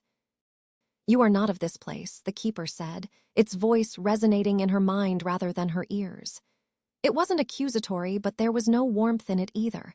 "I know I'm not," Mara stammered, her voice shaking. "I came here for work." "I didn't mean for any of this to happen." The keeper tilted its head, its form rippling. "You crossed the boundary, you ignored the warnings, and now the forest has claimed you." Mara's stomach churned. "I didn't know enough," the keeper said, its voice reverberating through the grove. "You have been marked and the bond is forming. But the forest does not accept lightly. It requires proof of your worth."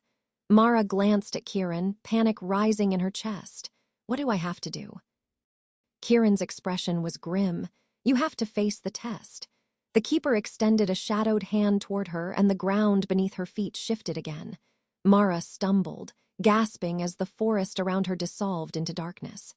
When the world reformed, Mara found herself in another clearing. This one was smaller, quieter, but the air was thick with tension. At the center of the clearing was a figure, a man lying on the ground, his chest rising and falling shallowly. Mara stepped closer, her heart pounding. "Hello!" The man stirred, groaning softly. His face came into view, and Mara's breath caught. She recognized him. It was her father. "No," she whispered, shaking her head. "This isn't real." Her father sat up, his movements slow and pained. His eyes met hers, and a wave of guilt crashed over her. He looked exactly as he had the last time she'd seen him, pale and frail, hooked up to machines in the hospital. She'd been at his side when he'd taken his final breath. "You left me," he said, his voice weak but accusing. Mara's throat tightened. "No, I didn't. I was there. I stayed with you until the end. But you left after that," he said, his tone sharper now. "You ran, from the grief, from your guilt, from yourself." Tears blurred her vision. "I couldn't stay. Everything reminded me of you. I thought if I kept moving, it would hurt less. And did it?" Mara's shoulders shook as she sobbed. "No," she admitted. "It didn't." Her father stood, his expression softening. "You can't keep running, Mara. The forest knows what's in your heart. You have to stop running from the past, from the pain, from yourself. Only then can you move forward." Mara's chest tightened, the truth of his words sinking in. She closed her eyes, letting the tears fall. "I'm sorry," she whispered. "I'm so sorry." When she opened her eyes, her father was gone. The clearing dissolved, and she was back in the grove. The keeper loomed over her, its presence still overwhelming. "You have faced your truth," it said, "and you have accepted it. The bond is complete." Mara felt the weight lift from her chest, replaced by a strange sense of clarity. She looked down at her hands, which glowed faintly with the same energy she'd felt in the forest. Kieran stepped forward, his gaze fixed on her. "You did it," he said, his voice soft with relief. The keeper turned its gaze to Kieran. "She is one of you now. Protect her well, Alpha."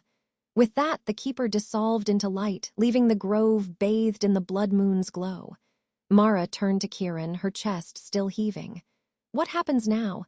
Kieran stepped closer, his eyes searching hers. "Now you're part of the pack and part of me." Before she could respond, a howl echoed through the forest, low, mournful, and close. The bond between them pulsed, and Mara knew their fight wasn't over yet.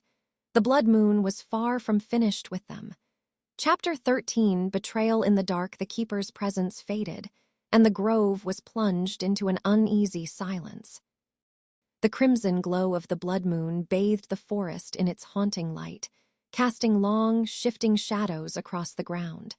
Mara felt the bond thrumming in her chest, a pulse of power that wasn't entirely her own. It was disorienting, alien, yet somehow right. Kieran stood beside her, his eyes scanning the grove. His jaw was tight, his posture tense, and the wild energy that had surrounded him since the moon rose seemed stronger now. "We need to move," he said, his voice low and urgent. "The rogues will come back. They always do." Mara nodded, though her legs felt unsteady beneath her. The test had left her drained, her emotions raw, but she knew Kieran was right. Whatever the forest had planned for her, it wasn't over yet.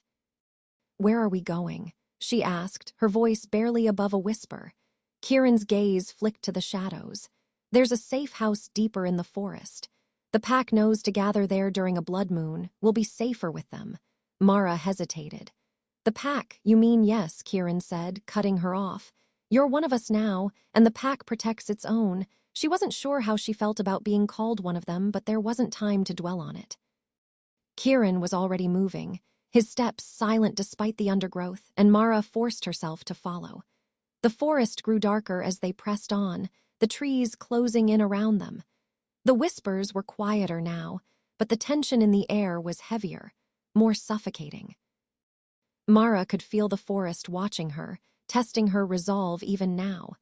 Kieran led the way, his movements quick and deliberate. Every so often, he would stop, tilting his head as though listening to something Mara couldn't hear. "What is it?" she whispered after the third time he paused. "Something's wrong," he muttered, his brow furrowed. "The others should have been here by now." Mara's stomach twisted. "You mean the pack?" Kieran nodded, his jaw tight. "I sent out the call hours ago. They should already be at the safe house." The unease in his voice made Mara's skin crawl. What if something happened to them? Kieran didn't answer. Instead, he quickened his pace, his movements growing more urgent. Mara struggled to keep up, her heart pounding as the oppressive energy of the forest pressed down on her. When they finally reached the clearing where the safe house was supposed to be, Mara's breath caught. The small wooden structure was there, but the air around it was thick with the scent of blood. "Kieran," she whispered, her voice trembling. He stepped forward cautiously, his body tense, his eyes scanning the shadows. The door to the safe house was ajar, and the inside was dark. "Stay here," he said, his voice firm. Mara's pulse raced as she watched him approach the house. She wanted to argue, to insist on staying by his side, but the look in his eyes stopped her. He was in alpha mode now, calculated, protective, and ready to face whatever was waiting inside. Kieran pushed the door open, disappearing into the darkness. Mara stood frozen at the edge of the clearing, her breath shallow as she waited. The silence stretched, every second feeling like an eternity. Then she heard a low growl, followed by the sound of a struggle. "Kieran!" she cried, running toward the house despite his warning. The moment she stepped inside, the smell of blood hit her like a wave. The small room was in chaos, broken furniture, claw marks on the walls, and the faint, metallic scent of iron hanging in the air. Kieran was in the center of it all, locked in a fight with another wolf. This one was larger than the rogues they'd encountered earlier, its fur a deep, midnight black and its eyes glowing like embers. "Kieran!" Mara shouted again, her voice breaking. He didn't look at her. His focus was entirely on the wolf, his body moving with an almost animalistic grace as he dodged its strikes and countered with his own. The wolf snarled, its massive jaws snapping inches from Kieran's neck. Mara's heart pounded as she searched the room for anything she could use to help him. Her eyes landed on a broken chair leg, its splintered edge sharp enough to be a weapon. Without thinking, she grabbed it and charged at the wolf. "Mara, no!" Kieran roared, but it was too late. The wolf turned on her, its glowing eyes locking onto hers. For a brief, horrifying moment, she felt its power, a dark, suffocating presence that made her knees buckle. It lunged, and she braced herself, but before it could reach her, Kieran slammed into it with enough force to send it crashing into the wall. The wolf scrambled to its feet, its growl low and menacing, but it didn't attack again. Instead, it backed away, its gaze shifting between Kieran and Mara. And then it spoke. "You've lost control, Alpha," the wolf said, its voice rough and filled with venom. "You can't protect them all." Kieran's growl deepened, his body trembling with barely restrained rage. "Get out." The wolf bared its teeth in a mockery of a smile. "Enjoy the blood moon, Kieran. It's only just begun." With that, it turned and disappeared into the shadows, leaving Kieran and Mara alone in the wreckage. Mara slumped against the wall, her hands trembling. What was that? Kieran's chest heaved as he tried to catch his breath. "Another rogue," he said, his voice tight. But not just any rogue. That was Marcus. Her brow furrowed. "You know him." Kieran nodded, his jaw clenching. "He used to be part of the pack before he turned." Mara's stomach sank, turned. "You mean he betrayed us," Kieran said, his voice filled with bitterness. "He broke the rules, challenged my father for leadership, and when he lost, he left the pack. He's been causing chaos ever since." Mara's mind raced. Why was he here? What does he want? "To destroy everything," Kieran said, his eyes dark. "And now he knows about you." The weight of his words hit her like a blow. The forest, the pack, the bond, everything was spiraling out of control, and now there was a rogue with a personal vendetta in the mix. "What do we do now?" she asked, her voice trembling. Kieran's gaze softened as he stepped closer, his hand brushing against hers. "We fight, together." Mara nodded, swallowing the fear that threatened to consume her. Whatever came next, she knew she couldn't face it alone. The blood moon still hung heavy in the sky, and the night was far from over. Chapter 14, Heart of the Alpha, the aftermath of Marcus's attack left the safe house in ruins. The shattered furniture and claw marks on the walls felt like a warning, a promise that this blood moon wouldn't pass quietly. Kieran was pacing near the door, his jaw tight, his movements restless. Mara sat on what was left of a wooden bench, trying to steady her breathing. The bond between her and Kieran felt heavier now, pulsing faintly in her chest like a second heartbeat. It was unsettling but strangely comforting, as though a part of him was tethered to her, grounding her even in the chaos. "We can't stay here," Kieran said abruptly, breaking the silence. His voice was sharp, edged with frustration. "Where do we go?" Mara asked, her voice quieter than she intended. Kieran ran a hand through his hair, his gaze flicking to the door as if expecting Marcus to return at any moment. "There's another clearing deeper in the forest. The pack will regroup there. It's the fallback point if the safe house is compromised." Mara's stomach twisted. If Marcus attacked here, what's stopping him from going there next? Kieran's jaw clenched. He might, but the pack is stronger together. If Marcus tries to strike, we'll be ready for him. The determination in his voice sent a shiver down Mara's spine. She knew Kieran was capable, he'd proven that more than once, but the weight he carried as Alpha was becoming clearer with every passing moment. He turned to her, his gaze softening. "Are you up for this?"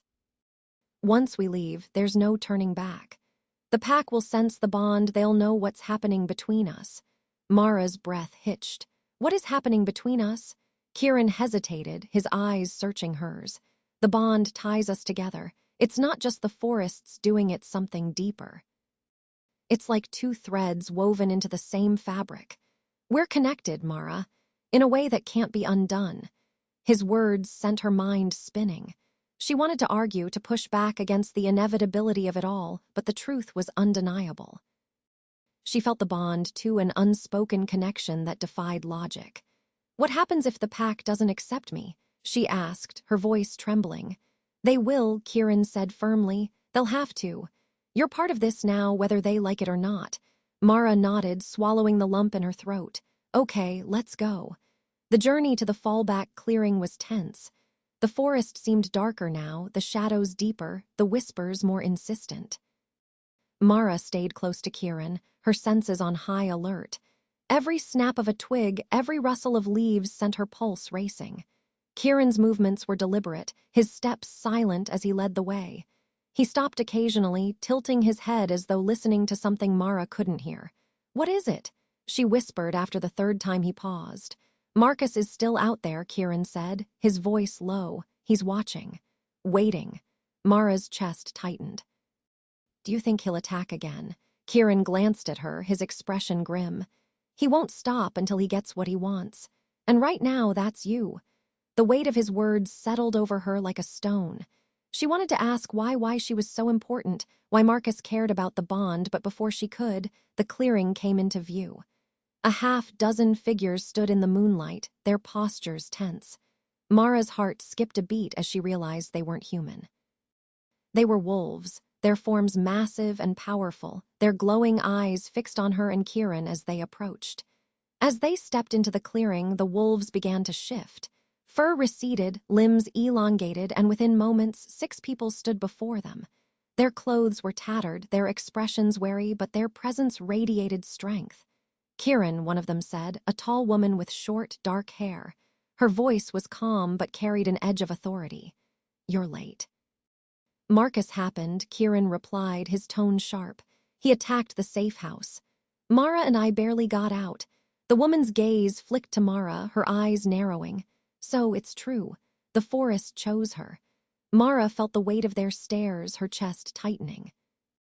She wanted to shrink back, to hide, but Kieran stepped closer, his presence steadying her.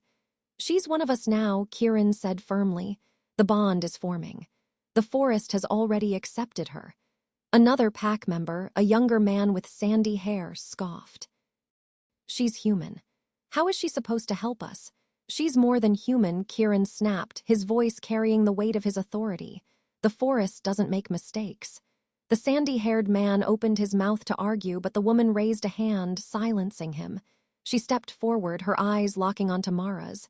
"What's your name?" she asked, her tone softer now. "Mara," she replied, her voice steadier than she expected. The woman nodded.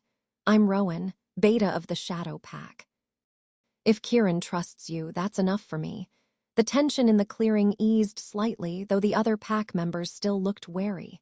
Kieran glanced at Mara, his eyes softening. "We'll keep you safe," he said, his voice low, "no matter what." Before Mara could respond, a distant howl cut through the air. It was low and mournful, carrying with it a sense of dread. "Marcus," Rowan said, her expression darkening. Kieran's posture tensed, his body radiating power. "He's close." Another howl followed, this one closer. The pack members shifted uneasily, their glowing eyes scanning the tree line. Kieran turned to Mara, his voice urgent. "Stay with Rowan. Don't leave her side, no matter what happens." "What about you?" Mara asked, panic rising in her chest. "I'll handle Marcus," Kieran said, his voice steady. "He's my responsibility." Before she could argue, he shifted. The transformation was quick and seamless, his body rippling as his wolf emerged. His dark fur gleamed in the moonlight, and his glowing eyes met hers for a brief moment before he turned and disappeared into the shadows. Mara's chest tightened as the bond pulsed faintly, a reminder that no matter how far he went, he was still connected to her. Rowan placed a hand on her shoulder, her grip firm. "Stay close," she said, her voice calm but commanding. "This isn't over yet." Mara nodded, her heart racing as the howls grew louder. The blood moon hung heavy in the sky, and the battle for Ironwood had only just begun. Chapter 15, The Red Night, the howls grew louder, echoing through the forest with an almost mocking rhythm. Mara stood frozen in the clearing, her pulse racing as the energy of the blood moon pulsed through the air. The pack was already shifting, their bodies rippling as they transformed into wolves, their powerful forms a blend of sleek muscle and primal strength. Rowan stayed by her side, her sharp gaze fixed on the tree line. "They're testing us," she said, her voice low and measured. "Marcus won't attack until he thinks we're weak. He's always been a coward like that." Mara swallowed hard, her mouth dry. "How many are with him?" Rowan's jaw tightened. "Too many." The other wolves in the pack growled low, their hackles raised as they formed a protective circle around Mara and Rowan. The air was thick with tension, the forest holding its breath as if waiting for the inevitable clash. Then, from the shadows, Marcus emerged. He stepped into the clearing with the confidence of someone who knew the terrain, his massive black wolf form gleaming under the crimson light. His eyes burned with malice, and a twisted grin curled across his lupine face as he shifted back into his human form. "Well, isn't this a pretty sight?" Marcus said, his voice smooth but dripping with venom. The great alpha, nowhere to be found, and his precious little bondmate left unguarded. Mara's stomach twisted at his words, but she stood her ground, refusing to let him see her fear. "Funny," Rowan said coldly, stepping forward. "You're still pretending you're important enough to challenge Kieran. Haven't you learned yet, Marcus? You'll never be alpha." Marcus chuckled, the sound dark and grating. "You always were loyal to a fault, Rowan, but loyalty won't save you tonight." More figures stepped out of the shadows, other rogues, their forms shifting as they joined Marcus in the clearing. Their glowing eyes fixed on the pack, their snarls rumbling like thunder. Rowan turned to Mara, her voice low and urgent. "Stay behind me, no matter what." Mara nodded, her heart pounding as the rogues closed in. She could feel the forest's energy thrumming in her chest, the bond with Kieran pulsing faintly like a lifeline. She clung to that connection, hoping it would be enough. The first rogue lunged, and the clearing erupted into chaos. Rowan shifted mid-step, her wolf form a blur of motion as she intercepted the attack. The pack sprang into action, meeting the rogues head-on in a clash of teeth and claws. The air filled with the sounds of snarls, growls, and the heavy thud of bodies colliding. Mara pressed herself against a tree, her hands trembling as she tried to stay out of the fray. She felt useless, powerless, as the battle raged around her. The wolves fought with a brutal efficiency, but the rogues were relentless, their attacks vicious and uncoordinated. Through it all, Marcus stayed back, watching with a smug expression. His glowing eyes locked on Mara, and her blood ran cold as he began to move toward her. "You don't belong here," Marcus said, his voice calm but laced with menace. "The forest didn't choose you, it cursed you, and now it's going to destroy you." Mara's breath caught, her back pressing against the rough bark of the tree. "Stay away from me." Marcus's grin widened. "Or what? Your alpha's not here to protect you." A growl rumbled from behind him, deep and furious. Marcus froze, his head snapping around just in time to see Kieran emerge from the shadows. His wolf form was massive, his fur dark and bristling, his eyes blazing with fury. He stalked toward Marcus with a slow, deliberate gait, his teeth bared in a snarl that sent shivers down Mara's spine. Marcus shifted back into his wolf form, but it was too late. Kieran was on him in an instant, slamming into him with a force that sent both of them crashing to the ground. The clearing seemed to hold its breath as the two alphas clashed, their snarls echoing through the forest. They fought with a brutal intensity, their movements so fast that Mara could barely follow them. "Kieran," she whispered, her chest tight as the bond between them pulsed with his anger, his pain, his determination. Marcus struck out with his claws, raking them across Kieran's side, but Kieran didn't falter. He lunged, his teeth sinking into Marcus's shoulder and dragging him to the ground. The other rogues hesitated, their confidence wavering as they watched their leader struggle. The pack seized the opportunity, driving the rogues back with renewed ferocity. Kieran pinned Marcus to the ground, his massive jaws hovering over his throat. For a moment the forest was silent, the tension so thick Mara could feel it in her bones. Marcus whimpered, his body trembling beneath Kieran's weight. "You'll never lead this pack," Kieran growled, his voice low and dangerous. "You'll never have their loyalty, and you'll never touch her." The finality in his voice sent a shiver through Mara. Kieran released Marcus, stepping back as the rogue scrambled to his feet. Marcus's glowing eyes darted between Kieran and the pack, now closing in around him. He snarled, blood dripping from his wounds, but he didn't attack again. "This isn't over," Marcus spat, his voice hoarse and filled with rage. Kieran's growl rumbled low in his chest. "Yes, it is. Leave, Marcus, and don't come back." Marcus hesitated for a moment, then turned and disappeared into the shadows, his rogues following close behind. The clearing was eerily quiet in the aftermath of the battle. The pack shifted back into their human forms, their faces etched with exhaustion and relief. Kieran approached Mara, his movements slower now, his dark eyes searching hers. "Are you hurt?" he asked, his voice rough but gentle. Mara shook her head, her throat tight. "No, but you," she gestured to the gashes on his side. "It's nothing," Kieran said, brushing it off. "I've had worse." Mara stepped closer, her heart aching at the sight of him. "You didn't have to fight him alone." "Yes, I did," Kieran said firmly. "He was coming for you. I couldn't let that happen." Her chest tightened, the bond between them thrumming with a mix of relief and something deeper. She reached out, her fingers brushing against his arm. "Thank you," she whispered.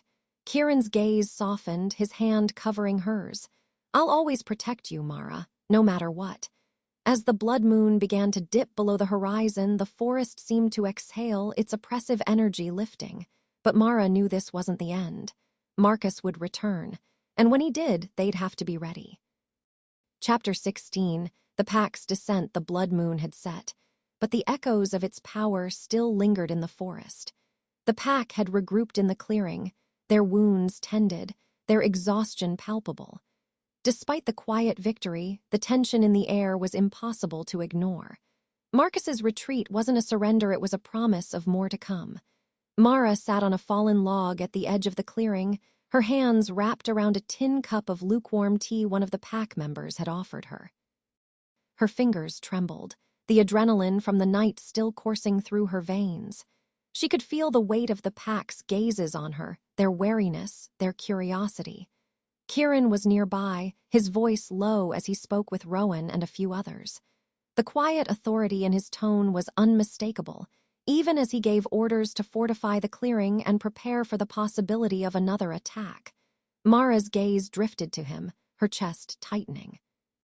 The bond between them hummed faintly, a persistent reminder of the connection she was still struggling to understand. "You're holding up better than I thought you would." Mara startled, glancing up to see Rowan standing a few feet away, her arms crossed. There was a sharpness in her gaze, but it wasn't unkind. "Am I?" Mara replied, her voice flat. "Because I feel like I'm barely holding it together." Rowan smirked faintly, stepping closer. "You didn't run." "That counts for something." Mara set the cup down, rubbing her hands together to still their shaking. "I didn't exactly have a choice." "You always have a choice," Rowan said, her tone softening slightly. "And you chose to stay. That's more than most would have done." Mara hesitated, the weight of Rowan's words sinking in. "Does it always feel like this?" she asked quietly. The fear, the chaos, Rowan's expression darkened. "During a blood moon, yes, but it's more than just the moon. The forest changes you. The bond changes you. And once you're part of the pack," she trailed off, her gaze flicking to Kieran. "It's not just about survival anymore. It's about belonging. Protecting each other. Even when it hurts." Mara's throat tightened. "You've been with him a long time, haven't you?" Rowan nodded. "Since we were kids." Kieran's always been strong, but he wasn't supposed to be alpha. That was his father's role. When Marcus betrayed the pack and his father, she shook her head, her jaw tightening. Kieran didn't have a choice. He stepped up because no one else could. Mara glanced at Kieran, her chest aching at the thought of the weight he carried. "And Marcus?" "Marcus has always wanted power," Rowan said bitterly. "He thinks being alpha is about control, domination, but he doesn't understand what it really means." Mara frowned. "And what does it mean?" Rowan met her gaze, her expression softening. "It means sacrifice.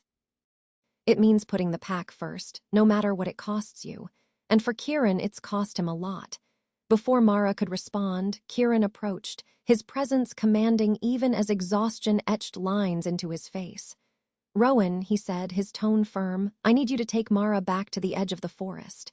She needs to rest." Rowan raised an eyebrow. "And you?" "I'll stay here," Kieran replied. "We need to reinforce our defenses before Marcus tries anything else." Rowan hesitated, glancing between Kieran and Mara. "Are you sure that's a good idea?" "If Marcus knows about the bond, I'll be fine," Kieran said sharply, his gaze flicking to Mara. "She needs to be somewhere safe." Mara stood, her chest tightening. "I'm not leaving you here alone." "You won't be alone," Kieran said, his voice softening. "The pack will stay with me. You need rest, Mara. The forest takes more out of you than you realize." I can rest here, she argued, her voice trembling. Mara. His tone was gentle but firm. Please. The bond thrummed between them, carrying the weight of his concern. Mara exhaled shakily, nodding. Okay.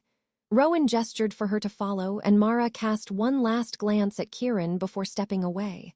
The walk back to the edge of the forest was quiet, the tension between Mara and Rowan unspoken but palpable.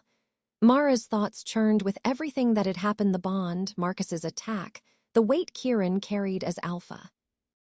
You care about him, Rowan said suddenly, breaking the silence. Mara glanced at her, startled. What, Kieran, Rowan said, her tone matter of fact. You care about him, I can see it. Mara hesitated, her chest tightening. I don't know what I feel. Everything's happening so fast, and it's okay, Rowan said, her voice softer now. I'm not judging you. I want you to understand what you're stepping into. Mara frowned. What do you mean? The bond isn't just a connection, Rowan said. It's a commitment. To the forest, to the pack, to him. Once it's complete, there's no going back. Mara swallowed hard, the weight of Rowan's words settling over her. Before she could respond, a distant howl cut through the air, a low, mournful sound that sent shivers down her spine. Rowan froze, her eyes narrowing. That's not Kieran. Mara's blood ran cold. Marcus, maybe, Rowan said, her voice tense. Or worse. The forest around them felt heavier, the air thick with an oppressive energy. Mara's heart pounded as the bond thrummed faintly, warning her of something she couldn't see. We need to move, Rowan said, her voice low. Now. But before they could take another step, shadows emerged from the trees, their glowing eyes burning like embers. Mara's chest tightened as a familiar figure stepped forward, his grin twisted and cruel. Miss me, Marcus said, his voice dripping with malice. Rowan shifted immediately, her wolf form bristling with fury as she placed herself between Marcus and Mara. Mara's pulse raced, the bond pulling at her like a lifeline. She could feel Kieran, distant but present, his anger flaring through the connection. Run, Rowan growled, her voice barely recognizable in her wolf form. Get to Kieran. Mara hesitated, her instincts warring with the fear gripping her chest. Marcus's glowing eyes locked onto hers and his grin widened. You can run, little bondmate, he said, his voice mocking. But you can't hide from me. Mara's breath hitched as the forest erupted into chaos. Chapter 17, Threads of the Past. Mara's heart pounded as Marcus lunged, his form blurring as he shifted mid-air. Rowan met him head-on, her wolf's growl slicing through the oppressive silence of the forest. The impact of their collision shook the ground, sending Mara stumbling back. Run, Rowan snarled, her teeth bared as she grappled with Marcus. Mara's legs refused to move, her mind frozen in the chaos. The bond pulsed in her chest, pulling at her like a lifeline. She could feel Kieran distant, but furious. His emotions bled into hers, flooding her with a mixture of anger and fear. Marcus twisted out of Rowan's grip, his claws flashing as he struck her side. Rowan yelped, staggering back, but she didn't falter. She lunged again, her teeth snapping at Marcus's throat. Mara, go, Rowan shouted, her voice guttural and strained. The urgency in her tone finally broke through Mara's paralysis. She turned and ran, her boots pounding against the forest floor as she pushed deeper into the trees. The whispers of the forest rose around her, their voices almost drowning out the sounds of the fight behind her. The bond with Kieran grew stronger with every step, guiding her like an invisible thread. She didn't know where she was going, but she trusted the pull. It was the only thing that felt real in the chaos. The trees parted suddenly, revealing another clearing bathed in the faint glow of the blood moon. Mara stumbled to a stop, her chest heaving as she tried to catch her breath. The clearing was empty, save for a small, ancient structure at its center, a stone archway covered in moss and vines. The bond thrummed violently, pulling her toward the archway. Mara hesitated, her instincts screaming at her to stay away, but the pull was impossible to resist. She stepped closer, her hand brushing against the cold stone. The moment she touched it, the air around her shifted. She was no longer in the forest. The world around her was muted and hazy, like a dream. She stood in a clearing much like the one she'd just left, but the air here was heavy with an ancient energy. Figures moved through the haze, wolves and humans, their forms blending together like smoke. At the center of it all was a man. He stood tall, his presence commanding, his dark hair and piercing eyes unmistakable. "Kieran," Mara whispered, but as the man turned, she realized it wasn't him. The resemblance was uncanny, but this man's face was sharper, his expression colder. He wore the same quiet authority Kieran carried, but there was something else, something darker. "You shouldn't be here," the man said, his voice deep and resonant. Mara stepped back, her chest tightening. "Who are you?" The man's eyes narrowed. "The better question is, who are you?" "I don't understand," Mara said, her voice trembling. "I was running," the man interrupted, his tone sharp. "Just like they all do." Mara froze. "What are you talking about?" The man stepped closer, his gaze piercing. "You carry the bond. The forest has chosen you, tied you to the pack. But do you even know what that means? Do you understand the weight of it?" Mara swallowed hard. "I'm trying to." The man's expression darkened. "The bond isn't just a connection, it's a legacy. A burden passed down through generations. It ties you to the pack, yes, but it also ties you to the forest's will, to its pain, its rage." Mara's stomach twisted. "You're saying the forest is alive?" "Alive and ancient," the man said, his voice low. "It remembers everything. Every betrayal, every sacrifice, and now it remembers you." Mara's breath caught. "Why me?" The man's gaze softened, but only slightly. "Because you're different. You don't just walk through the forest, you leave a mark. The blood moon saw that, and now you're part of something far older than you can imagine." Mara's mind raced, her thoughts spinning. "Who are you?" she asked again, her voice steadier this time. The man hesitated, his expression unreadable. "I was once like you, chosen by the forest, tied to the pack, but I failed." Her chest tightened. "You were the alpha." "Yes," he said, his voice heavy, "and Kieran is my son." The weight of his words hit her like a blow. "You're his father." The man nodded, his gaze distant. "I was the alpha before him, and I died protecting the pack from Marcus's betrayal." Mara's throat tightened. "You died because of Marcus. I died because I was too weak to stop him," the man said bitterly. "And now my son carries the weight I couldn't bear." Mara's breath trembled as she took a step closer. "What do I do? How do I help him?" The man's gaze locked onto hers, his expression fierce. "You stay, you fight. The bond will make you stronger, but only if you accept it fully. Stop running from what you've become. Embrace it." Mara hesitated, her chest aching with the weight of his words. "And if I don't?" "Then the forest will take what it wants," he said coldly. "And Kieran will pay the price." The world around her dissolved, and Mara gasped as she found herself back in the clearing. The stone archway loomed behind her, its surface glowing faintly with an otherworldly light. A rustle of movement made her spin, and she turned just in time to see Kieran step into the clearing. His dark eyes searched hers, relief flickering across his face as he closed the distance between them. "Mara," he said, his voice rough, "are you okay?" She nodded, her breath hitching as the bond pulsed between them. "Your father," she whispered. "I saw him." Kieran froze, his expression darkening. "What did he say?"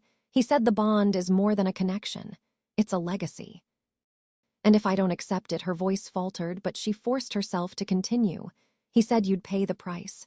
Kieran's jaw clenched, his hand reaching for hers. "You don't have to face this alone," he said quietly. "We'll figure it out, together." Mara stared at him, her heart pounding. The weight of the bond, the forest, the pack, it was overwhelming. But as she looked into Kieran's eyes, she realized something else. She wasn't just fighting for herself anymore.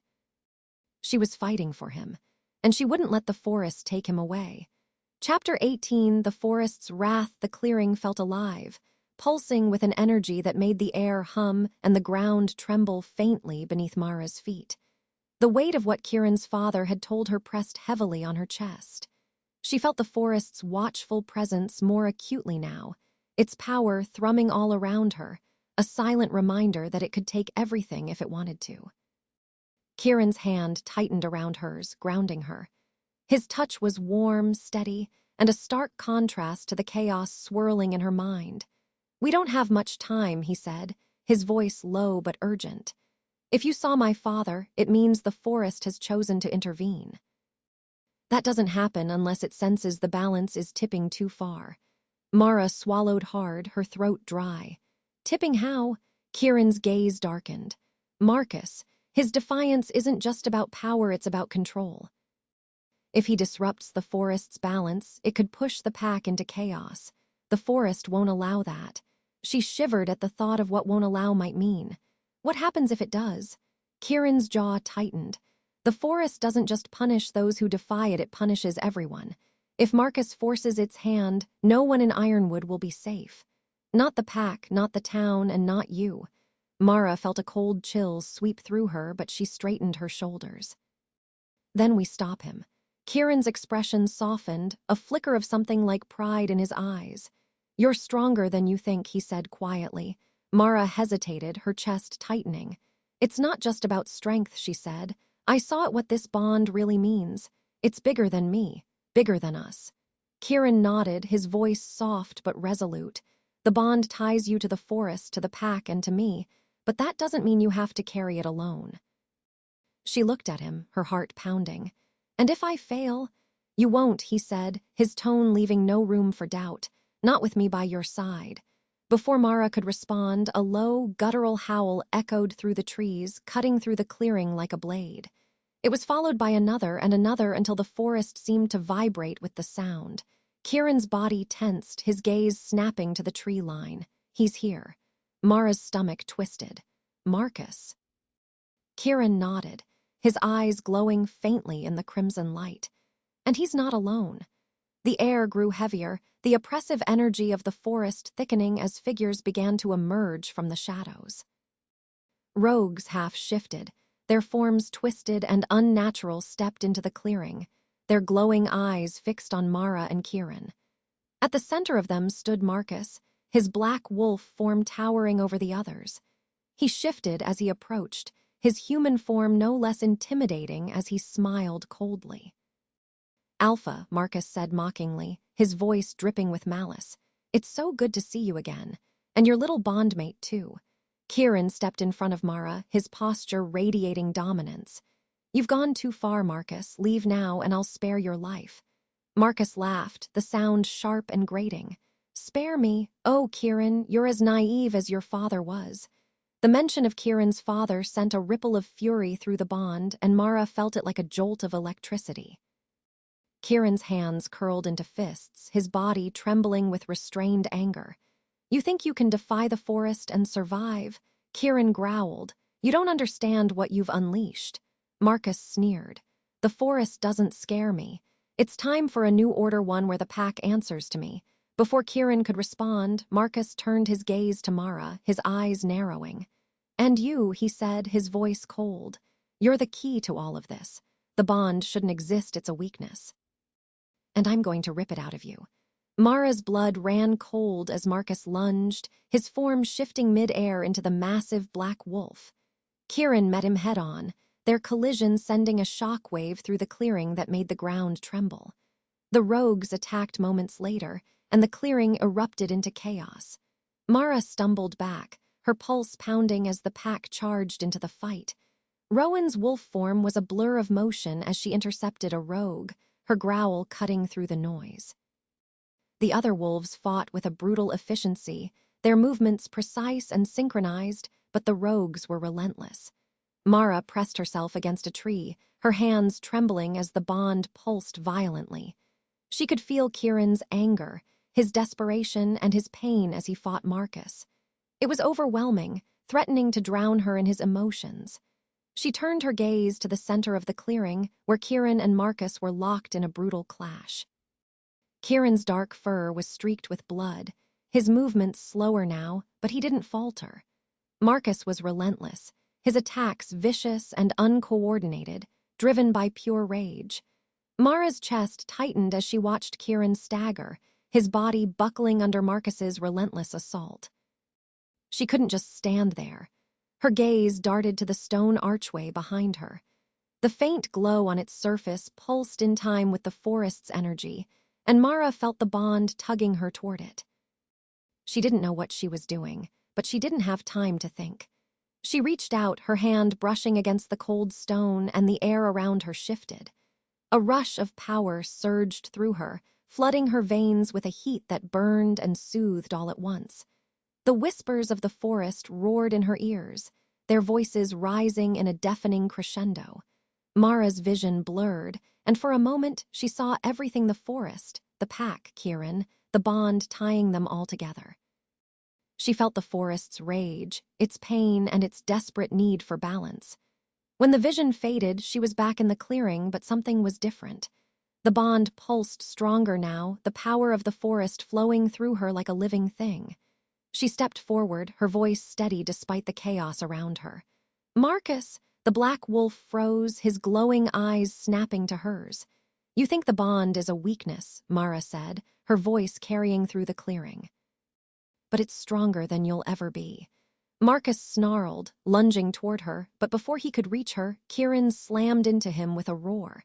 The impact sent Marcus crashing to the ground, and Kieran stood over him, his teeth bared in a feral snarl. "This is your last chance," Kieran growled, his voice low and deadly. "Leave, or I'll end this." Marcus hesitated, his glowing eyes darting to Mara, then back to Kieran. Finally, with a low growl, he shifted back into his human form, blood dripping from his wounds. "This isn't over," Marcus spat, his voice venomous. "The forest may have spared you tonight, but it won't protect you forever." With that, he turned and disappeared into the shadows, his rogues following close behind. The clearing was silent in the aftermath, the pack regrouping as the tension in the air slowly eased. Kieran shifted back into his human form, his chest heaving as he turned to Mara. "Are you okay?" he asked, his voice rough. Mara nodded, her breath trembling. "I think so." Kieran stepped closer, his hand brushing against hers. "You did it," he said quietly. "You called on the forest's power. That's not something just anyone can do." "I didn't know what I was doing," Mara admitted, her voice shaking.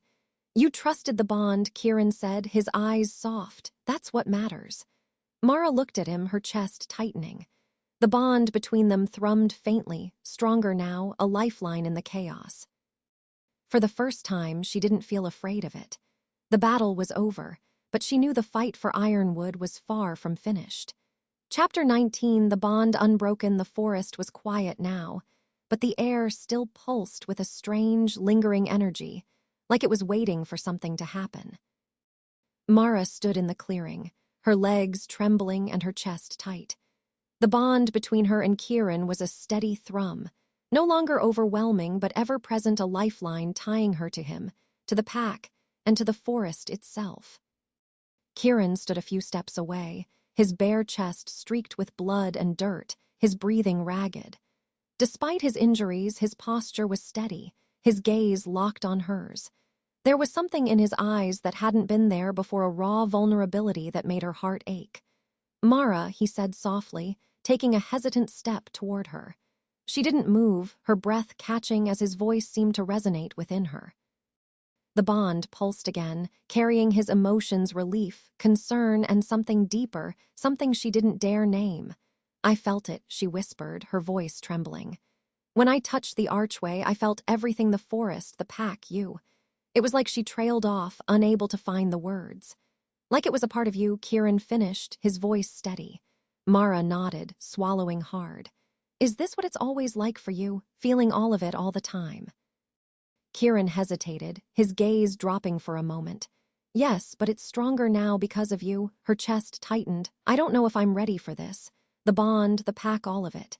Kieran stepped closer, his eyes searching hers.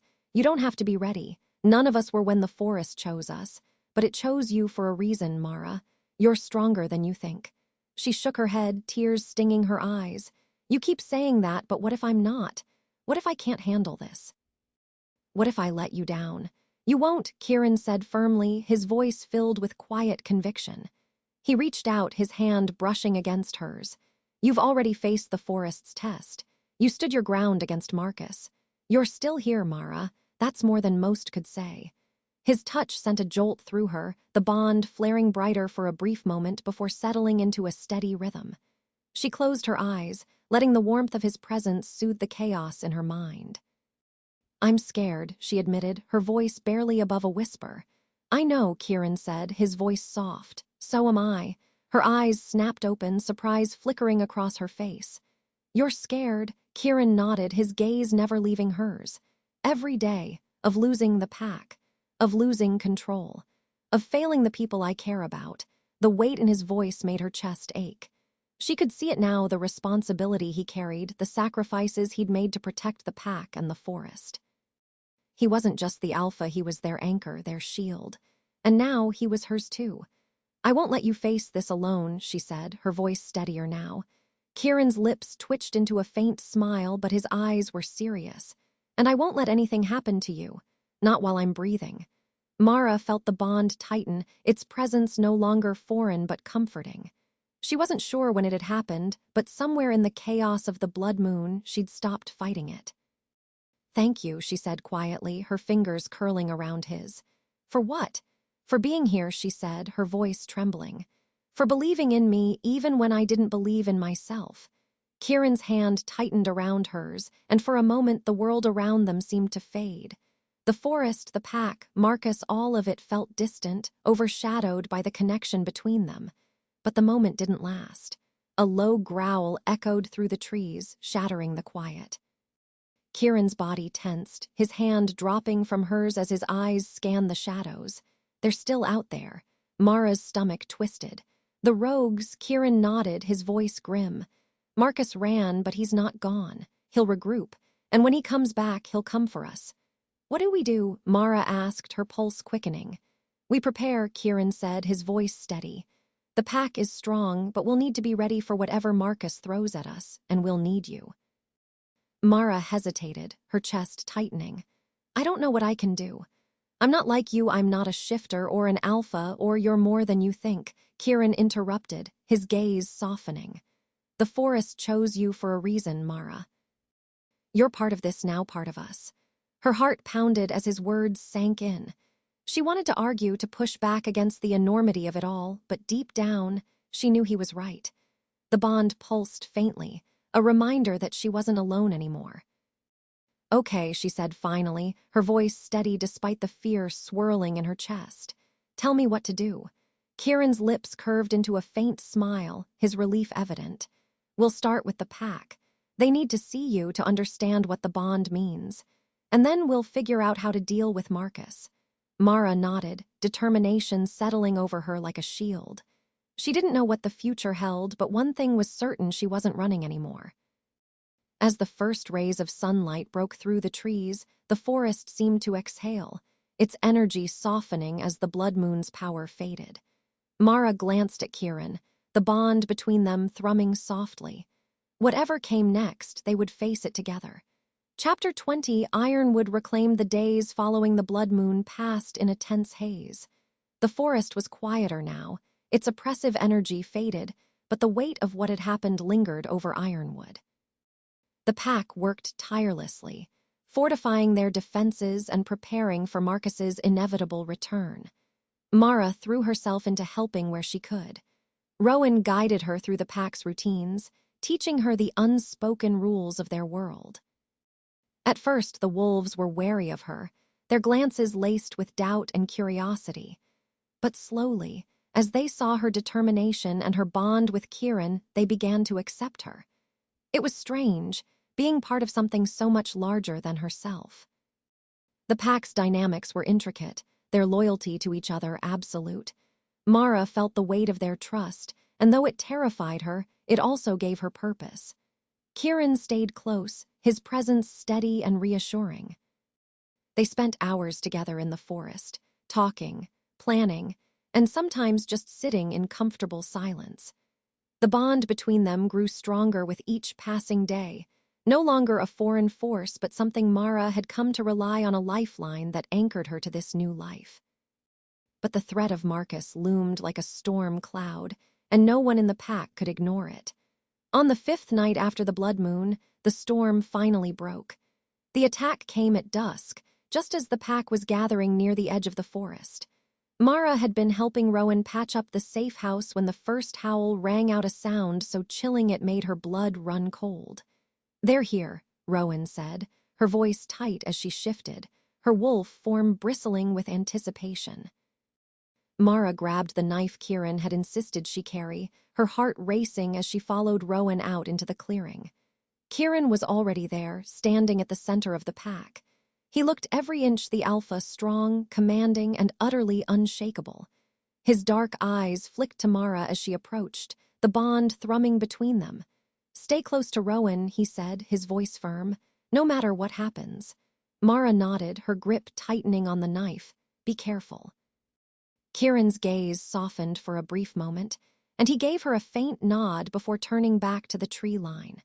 The rogues emerged moments later, their forms twisted and feral under the fading light. Marcus led them, his massive black wolf towering over the others. He shifted as he stepped into the clearing, his grin sharp and cruel.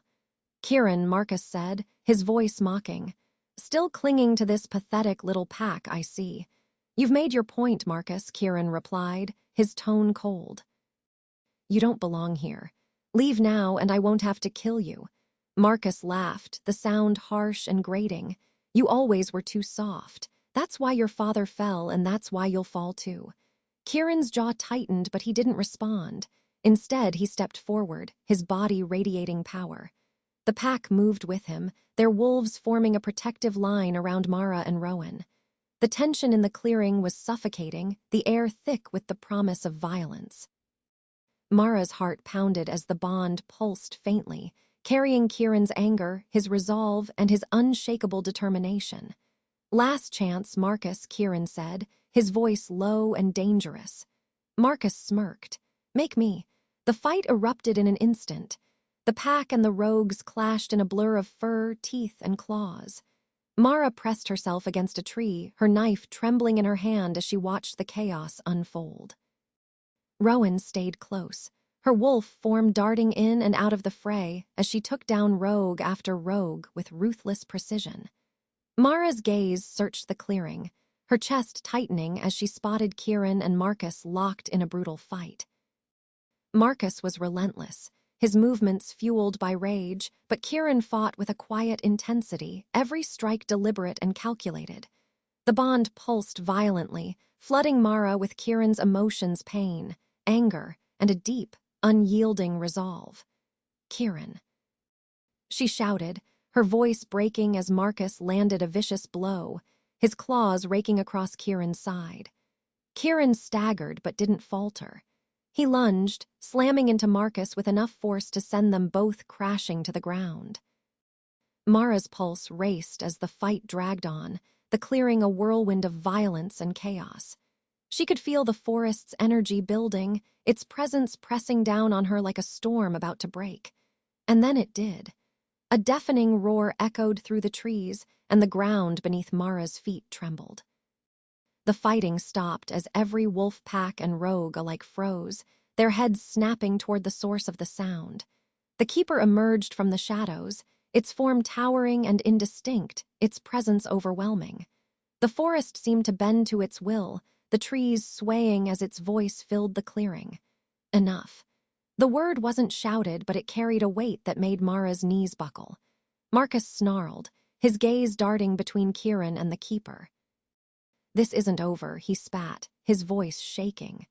"It is," the keeper said, its voice resonating in Mara's mind. "You have defied the forest for the last time, Marcus. You do not belong here." Marcus lunged toward the keeper, his movements wild and desperate, but it was futile. The keeper raised a shadowed hand, and Marcus froze mid-air, his body trembling as the forest's power enveloped him. "You are banished," the keeper said, its tone final. "You will never return to this place."